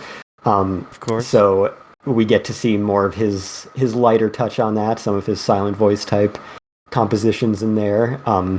Very fitting as well. I feel like the direction kind of borrowed a little bit from a silent voice at times, from Yamada's style a little bit. And as it went on, it got a little more comfortable in that and was able to pull it off better. So yeah, by the end of it, I was just like, these fucking kids are my favorite couple in the world, and I just want to see them be happy. So yeah, this was a nice, good surprise for a series that initially I had absolutely no interest in. Interesting. Swing me the title of this again. So the English title is The Dangers in My Heart. Okay. It's a little guy and a tall lady. Yes. Oh, this show. Yeah. Correct. Yep. Yeah, I think I nailed it. Pretty much. I mean, I knew exactly what you were talking about. Yeah. Yeah. Yeah, it's kind of like, wish fulfillment a little bit, but they dig enough into the characters and their psyches and what works for them that the romance is earned. It sells itself over the course of the 2 seasons so far. So yeah, I was definitely impressed by how it all turned out by the end. Gotcha. This has become a bit of a. I feel like this has become a genre in itself. Because what's that other one, Nagatoro? Kind of like a similar vibe going on. I think like Takagi-san. I think this is actually the same studio and director as that. I want to say. So I expected it to be very similar to that. But while that one I do enjoy all the way through, it kind of keeps status quo a little bit too much. So like what you're getting from the beginning is more or less what you're getting for the 3 seasons plus movie so far. The movie takes some liberties in going a little bit further. But for the most part, it was like, yeah, okay, cool. Another season of Takagi. I know what to expect. It'll pull out a few cute little surprises for me, but it doesn't have the kind of like forward progression that I was really impressed by these 2 seasons showing. So this started a lot weaker and got way stronger in my opinion. Okay. Yeah. Cool. Yeah. I'll read off a few more lists from people. So my friend Andrew at number 5, McCain, McCain, if you will. McCain. John McCain, too many losing heroines, too many losing presidential candidates.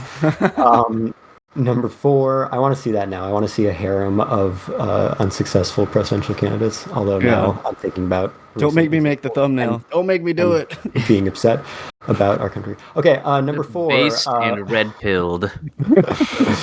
Oh, God. Number 4, he's got Bokuyaba, Dangerous in My Heart, 2nd season. Number 3, Alya sometimes hides her feelings in Russian. Number 2, Dawn to Dawn. Number 1, Look Back. Then Caitlin, my wife. Number 5, My Hero Academia, 7th season. Number 4, Look Back. Number 3, Demon Slayer, Kimetsu no Yaiba, Hashira Training Arc. Number 2, the Bocchi the Rock movies. And number 1, A Sign of Affection. Worst list. Well, we'll see if you get to stay at our house for a week in the future. Yeah, you tell her I said that. Don't worry, she's our biggest fan. She'll listen, and she'll send me a message very angrily directed at you. Good. Yep. All right, I'll read off a few more. We've got Henry. I'm just going to call you Henry. I'm not using your screen name. It sucks. So he's got at number 5, Demon Lord 2099. Number 4, Windbreaker. Number 3, Kaiju number 8. Number 2, Wistoria. And number 1, let me find the fucking English title for this. Apparently the English title is The Osan Newbie Adventurer. And then I'm not familiar with that one at all. Yeah. I was definitely not on my radar. It appears to be some sort of isekai. I want to say isekai, maybe not, but might as well be isekai. Oh man, fantasy. I don't know. I didn't watch any of it. No, it looks like it's real fantasy. Just 30-year-old clerk offered once in a lifetime opportunity after he meets dark elf. Blah blah blah. Wow. So, yeah. A list worth getting doxed over for sure. Anyway, more old guys in their early 30s, starting their life in their old age. I'm 30 years old. Yep. And then I'll read one more. We got Cipriana, number 5. Natsume's Book of Friends, Natsume Eugene Chu, 7th season. Number 4, Haikyuu, The Dumpster Battle. Number 3, John McCain and his losing heroines. Number 2, Hibike Euphonium 3. And number 1, Gimai Seikatsu. I believe that is, what is it, The Days of My Stepsister? Yeah. Yeah. Excellent. And we can start on our number 2s now that we've doxed my friends. We've got no more crossovers going all the way through. Okay. At least not in easy to not in easy to overlap positions anyway. Gotcha. Yeah, but go ahead. All right. For my number 2, similarly to Kestrel's last pick, I didn't really get to talk about it during any of the seasonal episodes, but that's because I didn't watch it until binging it last week. But I had previously read it when it was coming out in physical, but that pick would be Dead Demons Destruction. I secretly, because we don't really talk too much about manga on the podcast, I'm a big Inio Asano fanboy. Yeah. And he definitely feels like a, like baby's first deep manga like pick for like, most people when you're like trying to like get, like where's the deep manga? I'm like, I'm done with all this Naruto. I want something deep. People are like, okay, go read Pun Pun. And that's usually the first thing people will tell you. But despite like that kind of sad boy reputation he's gotten, I do think he is one of the better contemporary manga artists in terms of like the kind of stories he's telling, the kind of characters he creates, and the things he's saying with the medium of manga and now through anime, because somehow this man has not really gotten much luck in terms of getting things adapted. But this right here, I think, is an excellent adaptation of what I think might be my favorite of his works. It's really tough because Pun Pun is so good. It is just so depraved and depressing. But I feel like D5, whatever we're gonna call it, D8, 8Ds, is just Keep like going. D's nuts. There it is. There it is. It is. It's like a show that really it's talking about everything and nothing at the same time, where like there are these girls, they're in the middle of high school, they have their typical issues where, like, oh, like love life's not working out, or like I'm just like playing video games and not really like thinking about like my future, just like these girls stuck dealing with their normal everyday problems, and at the same time all the supernatural shit's going on. The end of the world is approaching. And at the end of the day, it's kind of about living with both sides of that reality and surrealness. There's like the end of the world is coming, but does that stuff matter if like I'm not even happy in this world if it didn't end? And I think this show has so many like biting criticisms on the real world that I feel like, don't really get pointed at through anime and manga. And just like Asano's writing is just so brilliant. And this adaptation is just so well done. I feel like his art style is also something that's hard to capture because he uses a style that creates such like photorealistic backgrounds. But I think they pull it off really nicely in this show. And the one thing that is why it couldn't be my number one is that it just barely, there's something to me that's kind of like magical about Asano's art, in that like he will have like a breathtaking full page spread that are just like ingrained in my mind when I read his manga, but those moments don't translate as such like big, powerful standalone moments as much in animation. But I still think like this adaptation was done really well. I love the voice cast chosen for all the main girls, as well as Ontan's brother. Like perfect pick, putting Junichi Suabe in that role. But yeah, I love Asano, and like finally getting to see one of my favorite manga adapted so well was a real treat. And I don't know why it took me to the very end of the year to be like, okay, I gotta watch this before the year ends. Or actually, the year had ended, but I needed to watch it for this episode. Yeah, it had a very unusual kind of release, and that's probably why I didn't end up watching it. Because if it was like a normal seasonal show, I probably would have given it a shot. But because it was like 2 movies that then got chopped up into episodes, but they started with like an episode 0 that's actually an epilogue that takes place after the whole series, and I guess maybe spoils the whole story, maybe. So I was like, okay, I don't know if I'm going to go for this immediately. But and I haven't read any of the manga, which is another reason I didn't want to spoil it.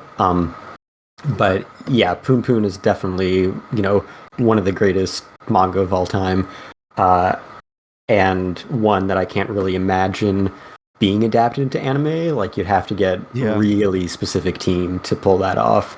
And yeah, the detail of the artwork is something that you really need to like take in. It's one of the reasons why a Berserk anime will never be as good as the manga. They also happen to have done about as bad of a job as possible in the most recent attempts. But yeah, this like Poon Poon, I just think about like how could they capture that in anime. So it's good that they could at least pull it off for one of his works. Poon Poon, like, I feel like there's no reason to make it an anime. Exactly. There really is like nothing about it that tells me like, oh, I need to see this in motion. It's like, no, not really. Whereas D's Nuts is so like it has a lot of that like introspective, like dialogue heavy, like biting social criticism as Pun Pun would, but it also has an alien invasion and like the US military is getting involved and there's all this like other crazy supernatural shit going on that was definitely worth an attempt at animating, and it does a good enough job, I would say. It stays as it does. It never really blew my mind, but it stayed consistent throughout, and I think that's good enough. I appreciate that your last three picks were Don Da Don, Delicious in Dungeon, Dead Dead Demons, Destruction. Yeah. Would you say you want the D? I think 2024 was the year of the D. You had the will of D. Yeah. I had the will of D. I was. Yeah, I mean, if One Piece could be on this list too, we're all D'd up in here. I think a better choice for D's Nuts might have been the Don Da Don opening by Creepy Nuts. I could true. Call that one. True. By the way, yeah, go ahead. This is what happens when you workshop it live, you know? Yeah, exactly. By the way, I don't think Poon Poon is the first thing you recommend when people start asking for a deep manga. I think when they're done with the shonen and they want deep manga, you give them Berserk and Takahiko Inoue and Naoki Urasawa, and then when they want to kill themselves, you give them Poon Poon. That's true. Or you give them Elfen Lied. You would think that, but like if you go onto like any Reddit thread that's like, tell me a masterpiece manga to read, like 9 out of 10 times the first comment's gonna be Poon Poon. I mean, it's true. I think that was like my number one recommendation to Cain when he was like, okay, I want a short, completed, non-anime adapted manga from Viz that's really great. And I was like, well, Poon Poon has to be my number one recommendation. Yeah. With those constraints, yes. But you do have to be like, by the way, if you're feeling a little down, you might kill yourself if you read it, so maybe don't. Yeah. No, for sure. That one definitely needs some trigger warnings before reading it. Yeah, I watched a couple of the episodes of Dead Dead Demons, and I didn't drop it for any particular reason. Like, I liked it. I think it was just another show, kind of like Chainsaw Man, where I was like, I'm not really in the mood for this. Mm. But I think one of the things I liked about it the most is how, I guess, non-affected everybody was. It was like very ineffectual by what was going on for the most part. Like, they're still talking about going to college and who they're going to date when there's this looming apocalypse that could happen at any moment. And they're just like, yeah, that's cool, but we're done waiting for it to happen. So we're just gonna go on with whatever our lives are and just deal with it as it goes. It always kind of leaves you a little bit on edge when you were watching it because you're just waiting for the other shoe to drop at any point in time. Like, okay, when is something going to happen that's going to really rock the boat? Because that's clearly how it feels it's going to be. Like, it's going to lull you away, like get you into a false sense of security that, oh, this is just a slice of life with a little bit of a dark, almost sense of humor, like a surrealistic bend because of the context. But then, I think I got as far as like the first real plot, like character development. and then it started to change a little, and that's about the time I dropped it, just because I know I'll go back and watch it. Same with Chainsaw Man. Eventually, I'll be like, I should probably give this another shot. I just wasn't in the right mental space for it at the time. Yeah. So, that's a good point you bring up about the like them going through the mundane when it's like, when is the other shoe gonna drop? Because literally a giant like spaceship just like hovering over the city. I think it is important I add the context that he was writing this basically during the pandemic. well, yeah, that's exactly. It feels like a one-to-one remake of some of the stuff that happened. Like, we're over the pandemic now. Yeah, exactly. And I think that's why it's like let's make a surreal like sci-fi version of like what it feels like when the world's ending, but we have to just keep living, you know? And I feel like that's what Asano does best in a lot of his works, but this one particularly I feel like hits that nail on the head. Yeah. Yeah, I'll have to check it out in some format one of these days. Yeah. Definitely I- worth a read. I feel like I said, the adaptation is good, but like it's really hard to beat Asano's work. I'd probably do it in manga for sure. Yeah. Now that it's over. I do appreciate that they did not hold back on like his silly character designs, because some of the most varied and funny looking characters in this fucking show. Oh yeah, isn't Right. like the fucking president of the UN just has like an ass face? Yeah, exactly. Yeah, it's Assy Oh. McGee in charge Yeah. of the UN essentially, and then there's the older brother who's just like an internet edgelord, but he looks Yeah. like he would have been hot. Yep. Minor spoilers. This is one of those shows that has like an amazing, like very brief but amazing, like Trump character. Okay. It's so good. Yeah, I just want to see the crossover Dead Demons Dawn to Dawn destruction, where it's just Seiko being like, no, aliens still don't exist. They would kind of naturally fit. I like that. Nice. All right. Then my number 2 is Bleach, 1,000-Year Blood War, Part 3, The Conflict. Woo. Yeah. Things are conflicting now. Yeah. That's how you know something is not quite right. Yep. We're on the final season, Part 3 of 4. There's a conflict now. As opposed to before. Yeah. No This blood conflict. war is only now beginning. Right. Yes, this 1,000-year blood war, only on its third part, has become a conflict. Yeah, I've talked about this a lot. You know, I'm not gonna have a whole ton new to say that I didn't say about like the first season. But just incredible, you know, making a silk purse from a sow's ear or whatever. Because yeah, this arc had no business being anywhere near this good. And between letting Kubo kind of tell the story he wanted to tell at the pace he wanted to tell, and recreate it with, you know, 5-10 years of hindsight about what the best version of that story is, and a phenomenal team to work with for the anime adaptation, limiting themselves to one core a year, to just make it absolutely stellar in every way. Adding tons of material. They added so much material to this season to flesh out all the stuff that was really underbaked in the manga, and cutting out bullshit that didn't work, stuff that dragged, making it shorter, just really being like, okay, if you had a total fresh slate, how would you tell this story from scratch? And that's something you don't get to see very often, and it's amazing that they're able to elevate it to such heights in this adaptation. This season actually had a new director. The director of the first two was a supervising director, but this had a new director.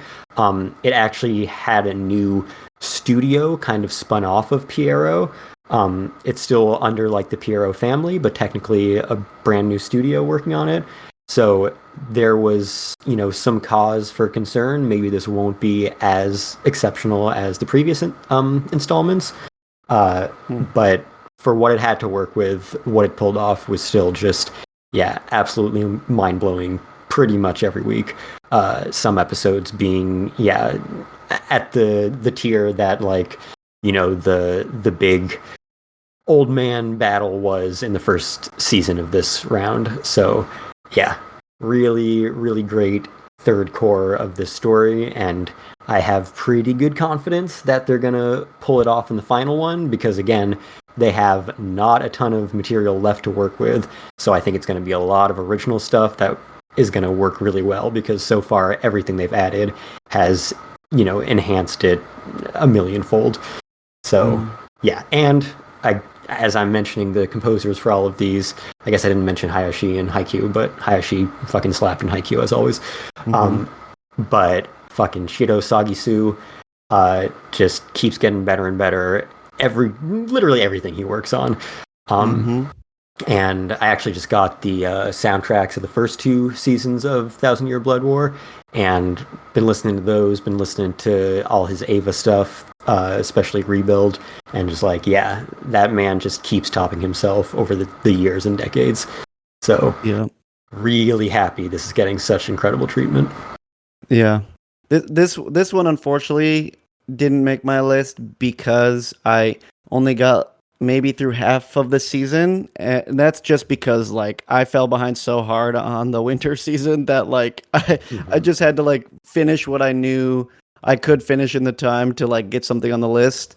But that one easily would have been somewhere within my top 10 through 6 area. Yeah. No, it's really, Bleach fans are eating. Like, they could not have asked for a better way to like come back 10 years later and like get like the best version of Bleach it's ever had. And I'll mention briefly, I think I probably mentioned this in like our last episode or something, but when this started was also the 20th anniversary of the Bleach anime, and so Pierrot released a little like celebration video where they go through like key scenes of the story in the style of Thousand Year Blood War, and now everyone in the fandom is like, please remake this from scratch in this style with this team. Oh my god. Yeah. That'd be crazy if they get the Bleach. The Bleach, that's right. I did mention it last time. That's I called it the was. Bleach. Yep. Yeah. Okay. I was gonna say that one could have made an honorable mention shortlist if Fanletter's making them on the list. I mean, it's valid. It was a 2024 anime. Fanletter happened to be 30 minutes instead of 30 seconds, but technically, if those 30 seconds were better than anything else this year, then you could have included it. Sure. That's fair. And That'd be a sad year. Yeah. And my number one pick, that anime McDonald's ad. Yeah, exactly. Yep. Yeah, Okay. I think after I know that you like the show a lot and you watched it, and I figured it would be on your list, but I think it's still, out of all the anime that we have talked about and will talk about on our lists, this one is the most shocking to me, if only because I know how badly Bleach kind of ended for its fans and stuff, and how it hadn't been relevant for such a long time, and then it just kind of pops back in like, yeah, we're doing this Thousand Year Blood War thing, and it's all of a sudden just it starts in 5th gear. Yep. Yeah. It really saved the franchise's reputation, I will say. Absolutely, yeah. Like, I said this last episode too, like, I'm repeating myself a lot, but I specifically said there is absolutely no development in anime that you could have told me 5-10 years ago that I would believe less than that Bleach would be one of my favorite anime for multiple years in a row. It is the most unbelievable development by far. Yep. It's beautiful. Yep. All right, Cain, how about your number 2? All right, so my number 2 can be summed up in 1, 2, 3, 4 words. Okay. To justify the whole thing, and it's going to be Super Saiyan 3 Vegeta. And of course, I'm talking about Dragon Ball Daima, which I only loved more and more as it went, despite the acknowledged, I know, like, some of the pacing stuff that I had an issue with. But man, this and my number 1 show are 2 of the anime this year that I actively looked forward to watching every week. Like, I watch a bunch and I enjoy a bunch of shows, but I don't very often be like, man, I can't wait for like Thursday or Saturday or whatever, and I'm going to be watching this. Most of my shows, I'm like, I'll get around to it. Like, I enjoy them, but I don't think of them as appointment television in the same way that I thought about Daima in my number one show. Like, I just really love the adventure feel, uh, seeing the comeback of Dragon Ball's like lower stakes but really fun fight scenes like bar brawls and fighting the Dragon Ball Guardians and stuff that all looked super good and had a lightheartedness to them despite the fights having some stakes in their world. Like, it was just a really refreshing, not take, but I guess just expansion of the Dragon Ball / Dragon Ball Z universe to come back to, rather than if Daima was just, and now we're going to have more like power leveling, schlock to go through. So, and the Super Saiyan 3 Vegeta like just made my day, because obviously the subreddit and the fandom just had a collective coronary, which is always fun to see. Because Super Saiyan 3 Vegeta has existed, like every character between all of the properties and gacha games and shit, like Super Saiyan 3 Vegeta has been around, but it was never like canonized in the same way, and I think it really caught a shitload of people by surprise that they did it. And then also had Vegeta win his fight, which is also something you never fucking see either. Good for him. Yeah, I know. He needed that W, man. He needed that W hard because he's so busy just jobbing all the time. That's my bad man. Yeah, that's my bad man. But the fight is probably my favorite of the show outside of the I think maybe I can't remember what they called him, the Boo stand-in, the new Majin. Yeah, the new Majin, but the second one, Majin not the first Ku, one. Or Majin 2. No, Yeah. Majin Ku is literally what it is. Oh, yeah, you're it's right. Majin Ku, yeah. But I really liked his fight too because of the way that Majin Ku fights, like in that sort of drunken boxing style, where it's just like he's bendy all over the place and kind of just hits you with his ass or whatever, and that's super entertaining but frustrating, obviously, for the opponent way to watch. But the Vegeta one was a super close second, if only because you got to watch him win and have that transformation and look good doing it. He loses his eyebrows, the whole 9 yards. So overall, just really liked what the show did and what it had to offer. I hope we get to see some action from Piccolo up in here, because he has just kind of been in the backseat the whole time, even though he's also a main character and he has a connection to Daima, like the worlds in particular, because it was revealed that like they're demons born of this universe, and there was a Namekian in like Daima World number 3 or whatever it was called. So I would like to see him get a little bit of action, a fight, or something along those lines as we go. But yeah, I just really liked it, and I thought it looked really good the whole time. Really kind of great animation. So yeah, that's definitely my my number 2. So anybody who's still on the fence about watching it, like, as long as you like adventure kind of more than action, if you've seen Dragon Ball, you'll like it. I know there's a upsettingly significant swath of people who only know Dragon Ball through Super or Z. So the entire idea of this more comedic adventure is incredibly foreign, which I don't think helped its run, because obviously Dragon Ball is older, and our generation in particular like grew up with Z on Toonami and then Dragon Ball occasionally, and now we're getting to people who they don't even watch Z necessarily. They get Super. Yeah. So yeah, it's definitely not at the pace for a typical nowadays Dragon Ball fan to understand, but it's a nice breezy jog, and if you can keep pace with it, I think it does like get better as you sink into it. All right. I'll read a few more lists before we get to our number 1s. So we've got Bacon Lord, number 5, Geeky Harem or Pseudo Harem, Number 4, Shikanoko Noko Noko Kushtantan. Number 3, oh yeah, I know, maximum brain rot. Number 3, Alia sometimes hides her feelings in Russian. Number 2, the VTuber show. What was the English title of this? VTuber Legend. And then number 1, Bravern. Nice. And then from Horb, we have number 5. I'll try to keep English titles for these, I guess. Yakuza, Fiance. Number 4, Mission Yozakura Family. Number 3, bottom tier character Tomozaki. Number 2, Wistoria. Number 1, Blue Box. And then last one from Ancient One, we have number 5, what's the title? The Weakest Tamer began a journey to pick up trash. Number 4, Demon Lord 2099. Number 3, Danadon. Number 2, Days with My Stepsister. And number 1, Yatagarasu. Excellent.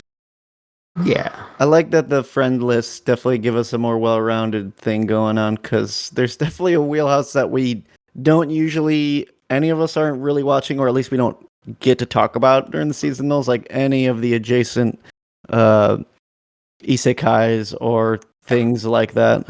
Yeah. Yeah, we really don't have like an isekai specialist in our roster. Our roster is not deep enough. No. Yeah. Someone shouted out Bravern. I wanted to watch that. I gotta put that on my back burner. Yeah, I got a number 1 there. Yeah. Yeah, I like, my different communities and kind of the different trends that they gravitate toward. So like, of course, with us, we had our top anime of all time, right? Of course, I made us do that for our episode 100. And then, unfortunately, that was like a few months before I joined this Discord server. So I didn't get any of their lists. So then at some point, like 9 months ago, I was like, okay, we're doing this. I want to see everyone in the server's top 10 anime of all time and then aggregate that together and see what the trends are for this community. And yeah, very interesting, both for the individual, like, okay, I feel like I know more about you as a person now from your top 10. And then also as a community, like what does this community gravitate towards? So yeah, I always love getting kind of lists from different subsets of people I know. Did you learn anything dark? Something you regret?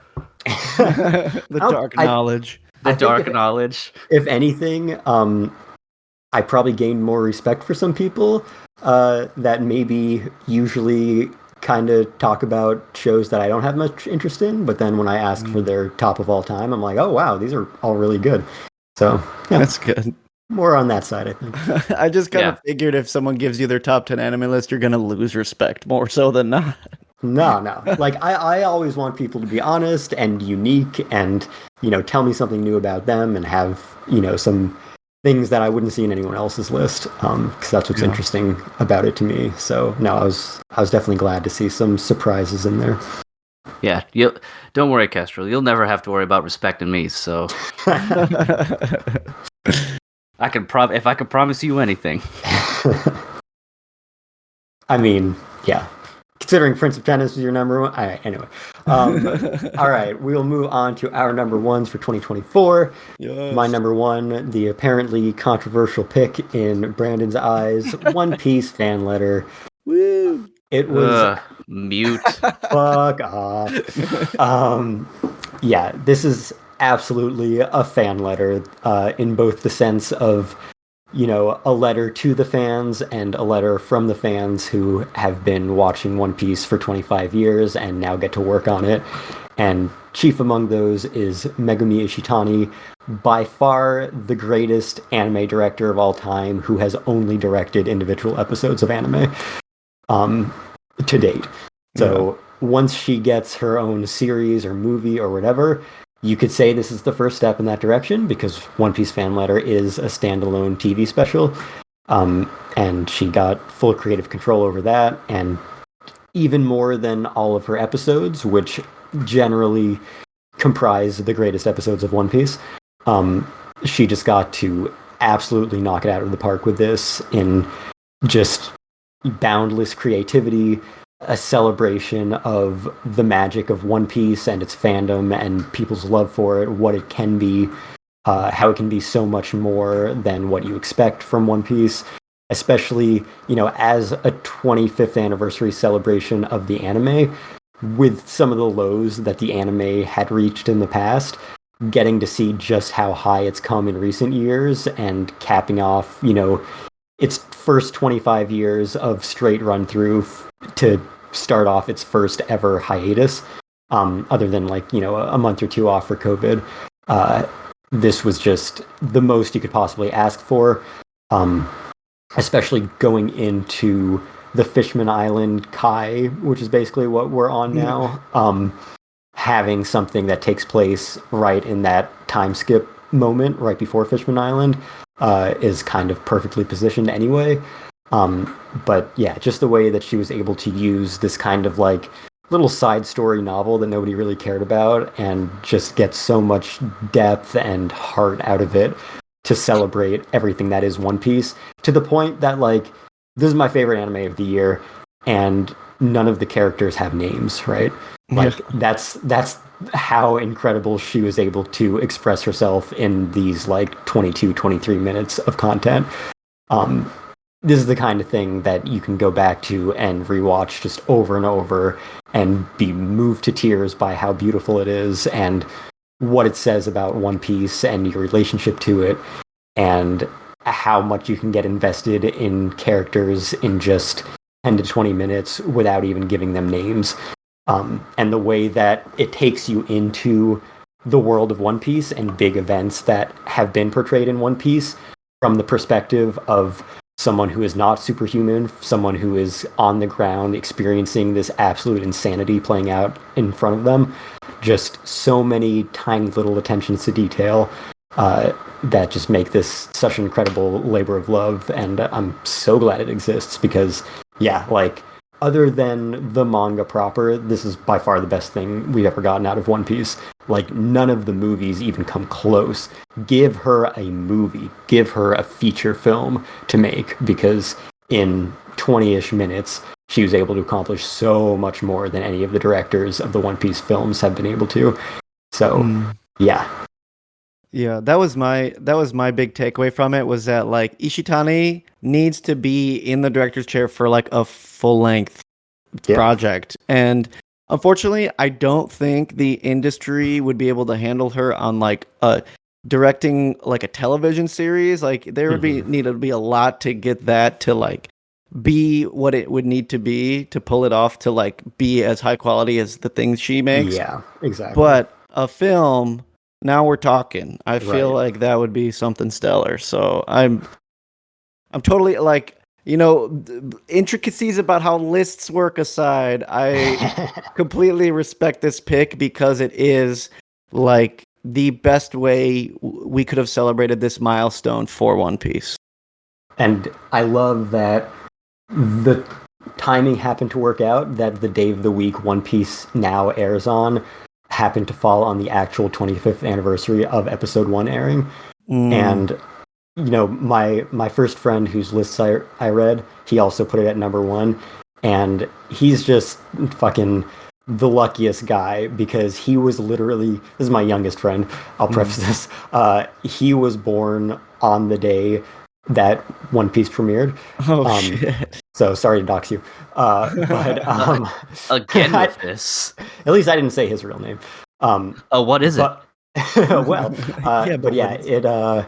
so that means that he also got this incredible celebration of the series that he loves so much for his 25th birthday. Oh my goodness. Yeah. That's insane. Yeah. It really is a fan letter. God damn. Yeah. It is a fan letter in every way, in the plot, in what it gives to fans, what it is coming from a fan, and the entire staff at this point. It's been running for 25 years. Probably everyone working on One Piece now grew up watching One Piece, which is insane. Beautiful. Yep. Yeah, and I think to your other point too, I do think Ishitani is probably too much of an auteur to be a series director. Because what you hear from the staff when she's directing episodes, it's just like, okay, this is just Ishitani's playground. Like, everyone else is there to serve her vision because her vision is so phenomenal, and that certainly shows in fan letter more than anything.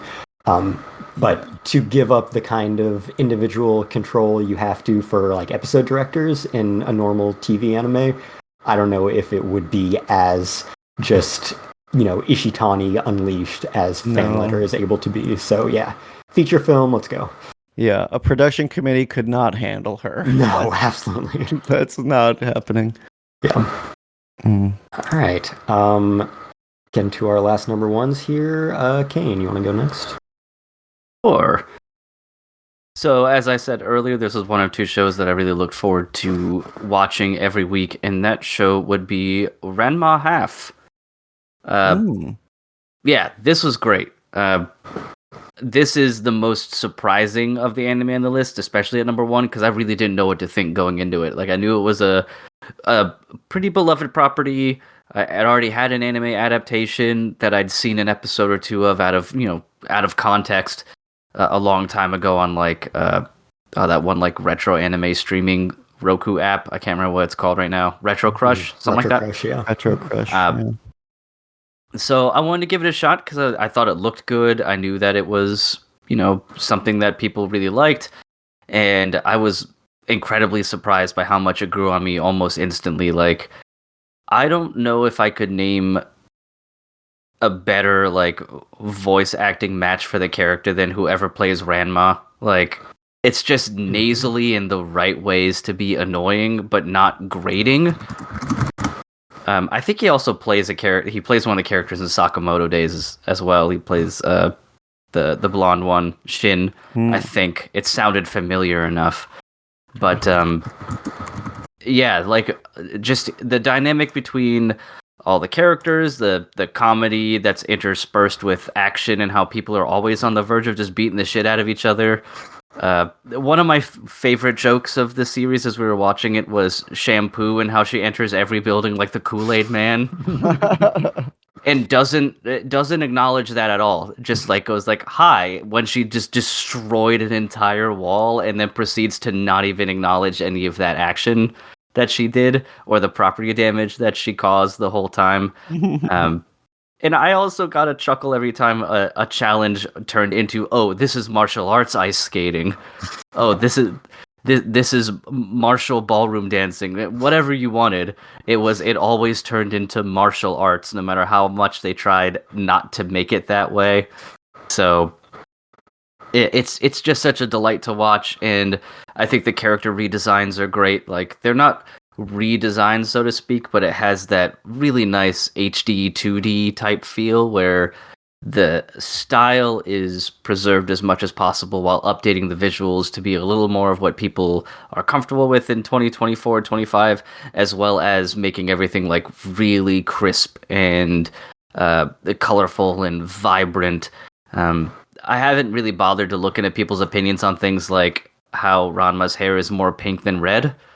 Now, I'm sure someone out there had fucking had the biggest hissy fit of their lives over it, but I think it is a perfectly fine addition. And also, whoever plays the girl version of Ranma is great too, because that voice is incredibly annoying in all the right ways at the same time.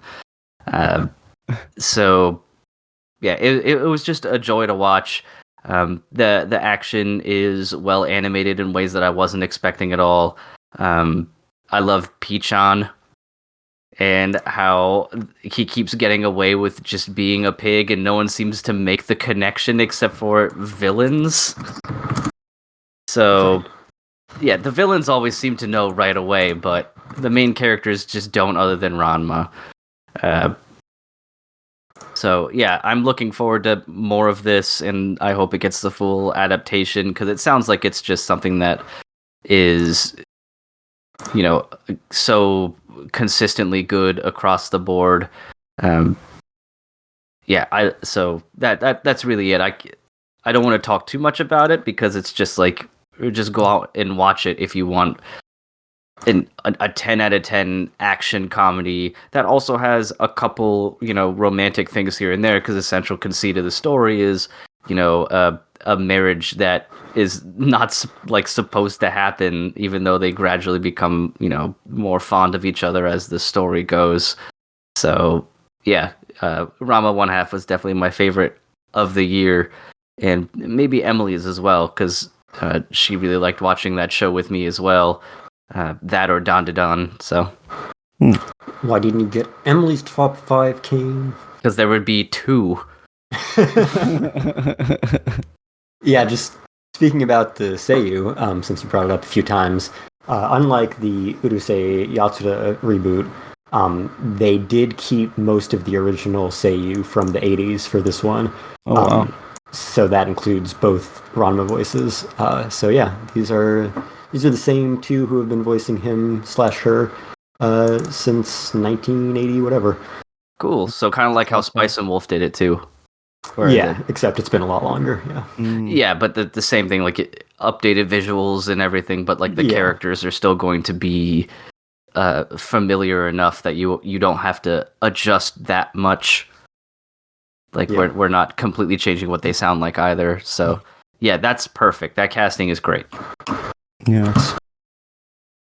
I gotta pick that up. Ranma was definitely like a comfort watch back when I was younger. Seems like it looked like a really good adaptation.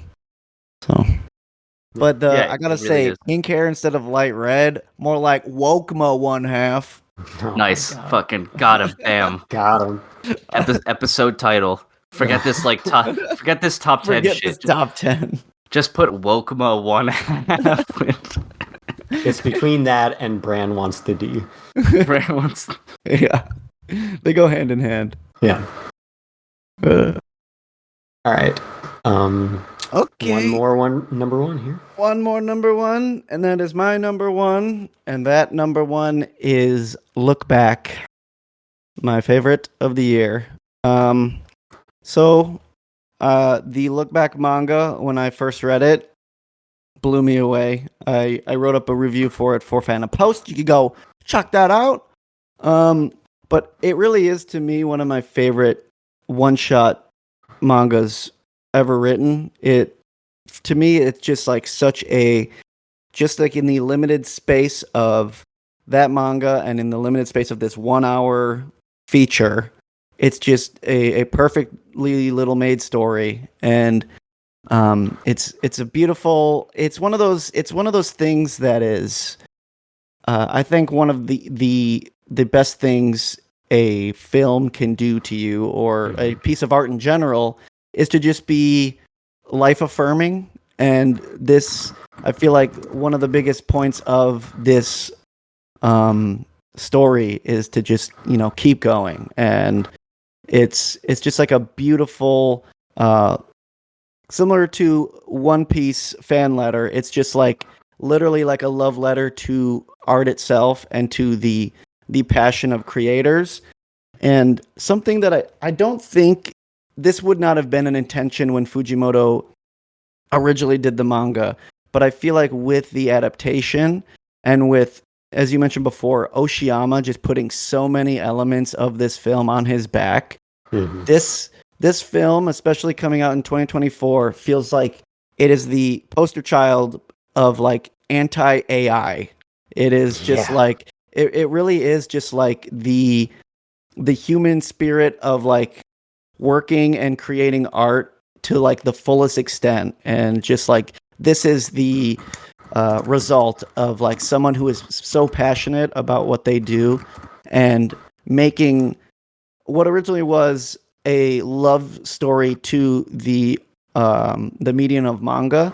It still is that as a story, but like this feature film is also a love letter to animation. And I feel like Oshiyama just captured it perfectly. Like, I could not ask for a better adaptation of Fujimoto's work. And I know, like, I love Chainsaw Man, but I know a lot of people had qualms about like stylistically how it should have been, where some people are like, oh no, it's good that it like kind of has this almost like American film kind of style, where some people thought it needed to be more zany, less muted colors. And like, there's definitely a point of contention for the Chainsaw Man adaptation that I understand both sides of the argument. for look back, there really is no contention about like how it could have been done any differently. To me, it is just like perfect, and that's why I had to put it at number 1 personally. If you had to choose the manga or the anime at this point, that's tough. They really are equal. I think it is like a matter of preference. If you prefer manga, you should read it, and if you prefer anime, you should watch it, because they both deliver what they need to do. And I personally think the answer is read it and then watch it. Like you should do both. Yeah, sorry, I total BS answer there. No, it's fine.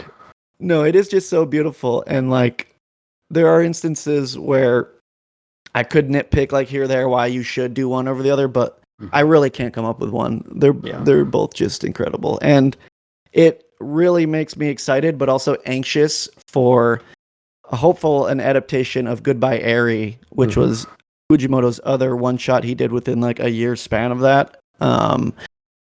If it comes even close to as the production that was behind Look Back, like I am seated here. I'm here for cinema.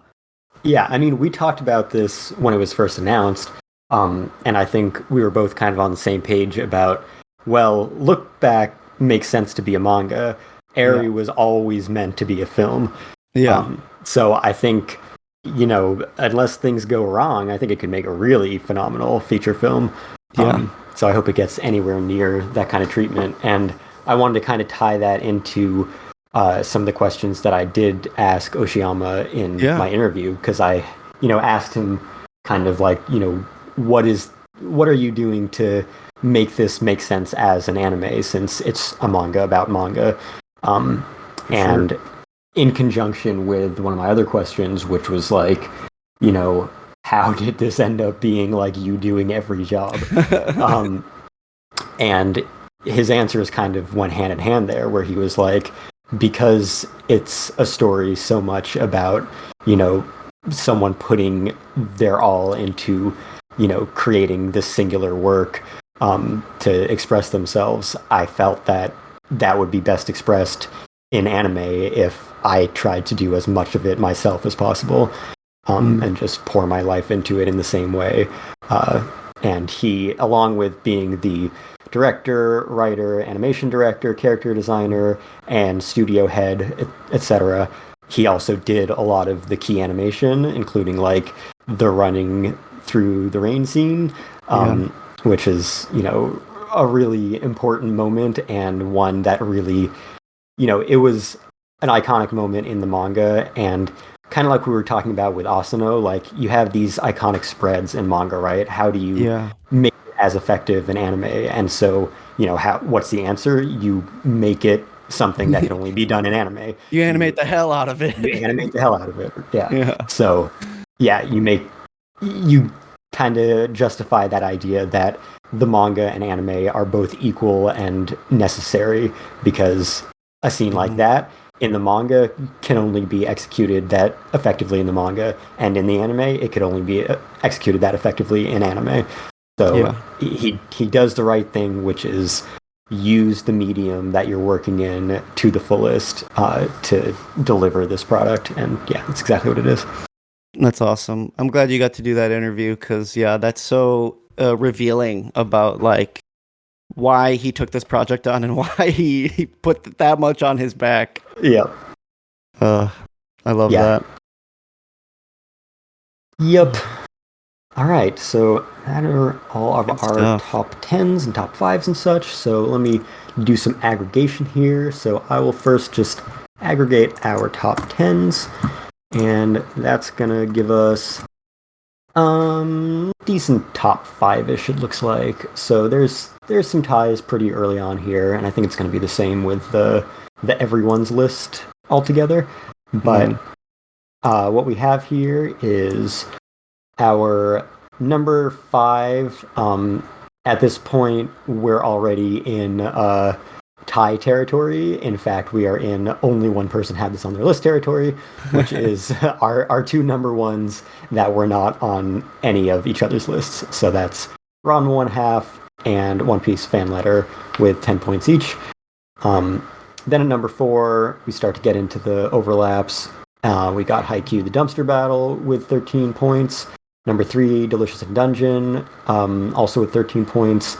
Number 2, Look Back with 14 points. And number 1, not surprising, it's the only thing on all of our lists and was in all of our top 5s, Dandadan with 21 points. Yeah, I saw that coming. Yeah, no big surprise there. That was the obvious what did all three of us love this year anime, so no question there. And then I will do our top 5 since I only took top 5s from everyone else. So we'll cut off a few of those last ones, but putting together all the lists we got as well as ours up to our top 5s. Also some ties even with that. So we have here for number 4, we've got a 2-way tie, so essentially number 4/5. This is Days to My Stepsister and John McCain and His Losing Heroines. And each of those had 9 points and one number 1 each. Then at number 3, One Piece fan letter with 10 points and 2 number 1s. Number 2, Look Back with 13 points and 2 number 1s. And again, Dandadan as at number 1 with 17 points, still a strong lead on both lists, and yet on both lists, one of the only ones with nobody putting it at number 1. So everyone loved Dandadan, nobody loved it the most this year. So that's interesting to see. That's fair. Yep. Beautiful. I feel like McCain got enough mentions tonight that he might have to make the thumbnail. Oh, God. We'll see. We'll see if I can it be... Okay, so can you make it when John McCain thumbs down the banishment of the ACA and just have all of our other anime be the other senators? Oh my god. All right. If you can find a way to Photoshop it a little bit into the anime Makain, then I'll allow it. Okay. Even though it was not on any of our top 10s. It was not. Nor have we even talked about it on the podcast a single time, to my recollection. So. No, we did not.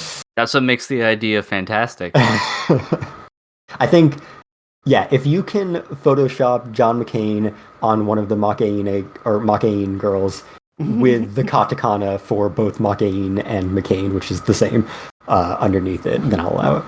Okay. Yeah. Anyway, those were our thoughts on the best anime of 2024, other than Rollover, since obviously Frieren was actually the best. Yeah, any final thoughts, final jabs to throw at people's bad tastes? I will say overall it was an alright year for anime. Nothing like super outstanding, but let's hope 2025 is even crazier. Yeah. Starting off the year with a new season of Apothecary Diaries, you could do worse. True. I have no idea what's airing right now. I gotta figure that out real quick. Yeah. All right. Apothecary Sakamoto Days too. Yes. True. Yeah. And that one I knew about. We will talk a lot about that, I assume, on the seasonal podcast. But I have been very scared for this anime to show up. Okay. Yeah, I think this is either my first or one of the very, very rare occurrences where I have read the source material before the anime comes out. So I can see it from that perspective, because 9.5 times out of 10 is the other way around. Right. Yeah. So it was an interesting experience watching the first episode and being like, oh, I remember that. All right, but that's all for next episode. So True. For now, you can find Fandom Post Radio anywhere you find podcasts. Apple Podcasts, Spotify, iHeartRadio, YouTube Music, YouTube, what's the SoundCloud? yeah, all those podcatchers will all have us. Fandompost.com as well. On social media, you can find us on Facebook, Twitter, and Blue Sky at Fandom Post Radio. If you didn't get your list into us, you can send it over and we will judge you harshly for it. And you can also just email us, fandompostradio@gmail.com, because social media is a mess. I am very consistently named across the internet. You can find me on the Fandom Post forums at Ginga Daiuchu. You can find me on Facebook at Kestrel. You can find me on Twitter as Full Metal Kyoma. You can find me on Blue Sky as Kestrel Swift, and you can find me on my anime list as Full Metal Freerin. So And when Nice. are we going to be able to find you on Red Note? Oh, that's right. Yeah, once I learn Mandarin, you'll find me on Red Note as I don't know, the Chinese translation of one of those. I'm glad you Yeah, didn't anyway. attempt it. Yeah. Yeah, and you can find me on Fandom Post, writing stuff.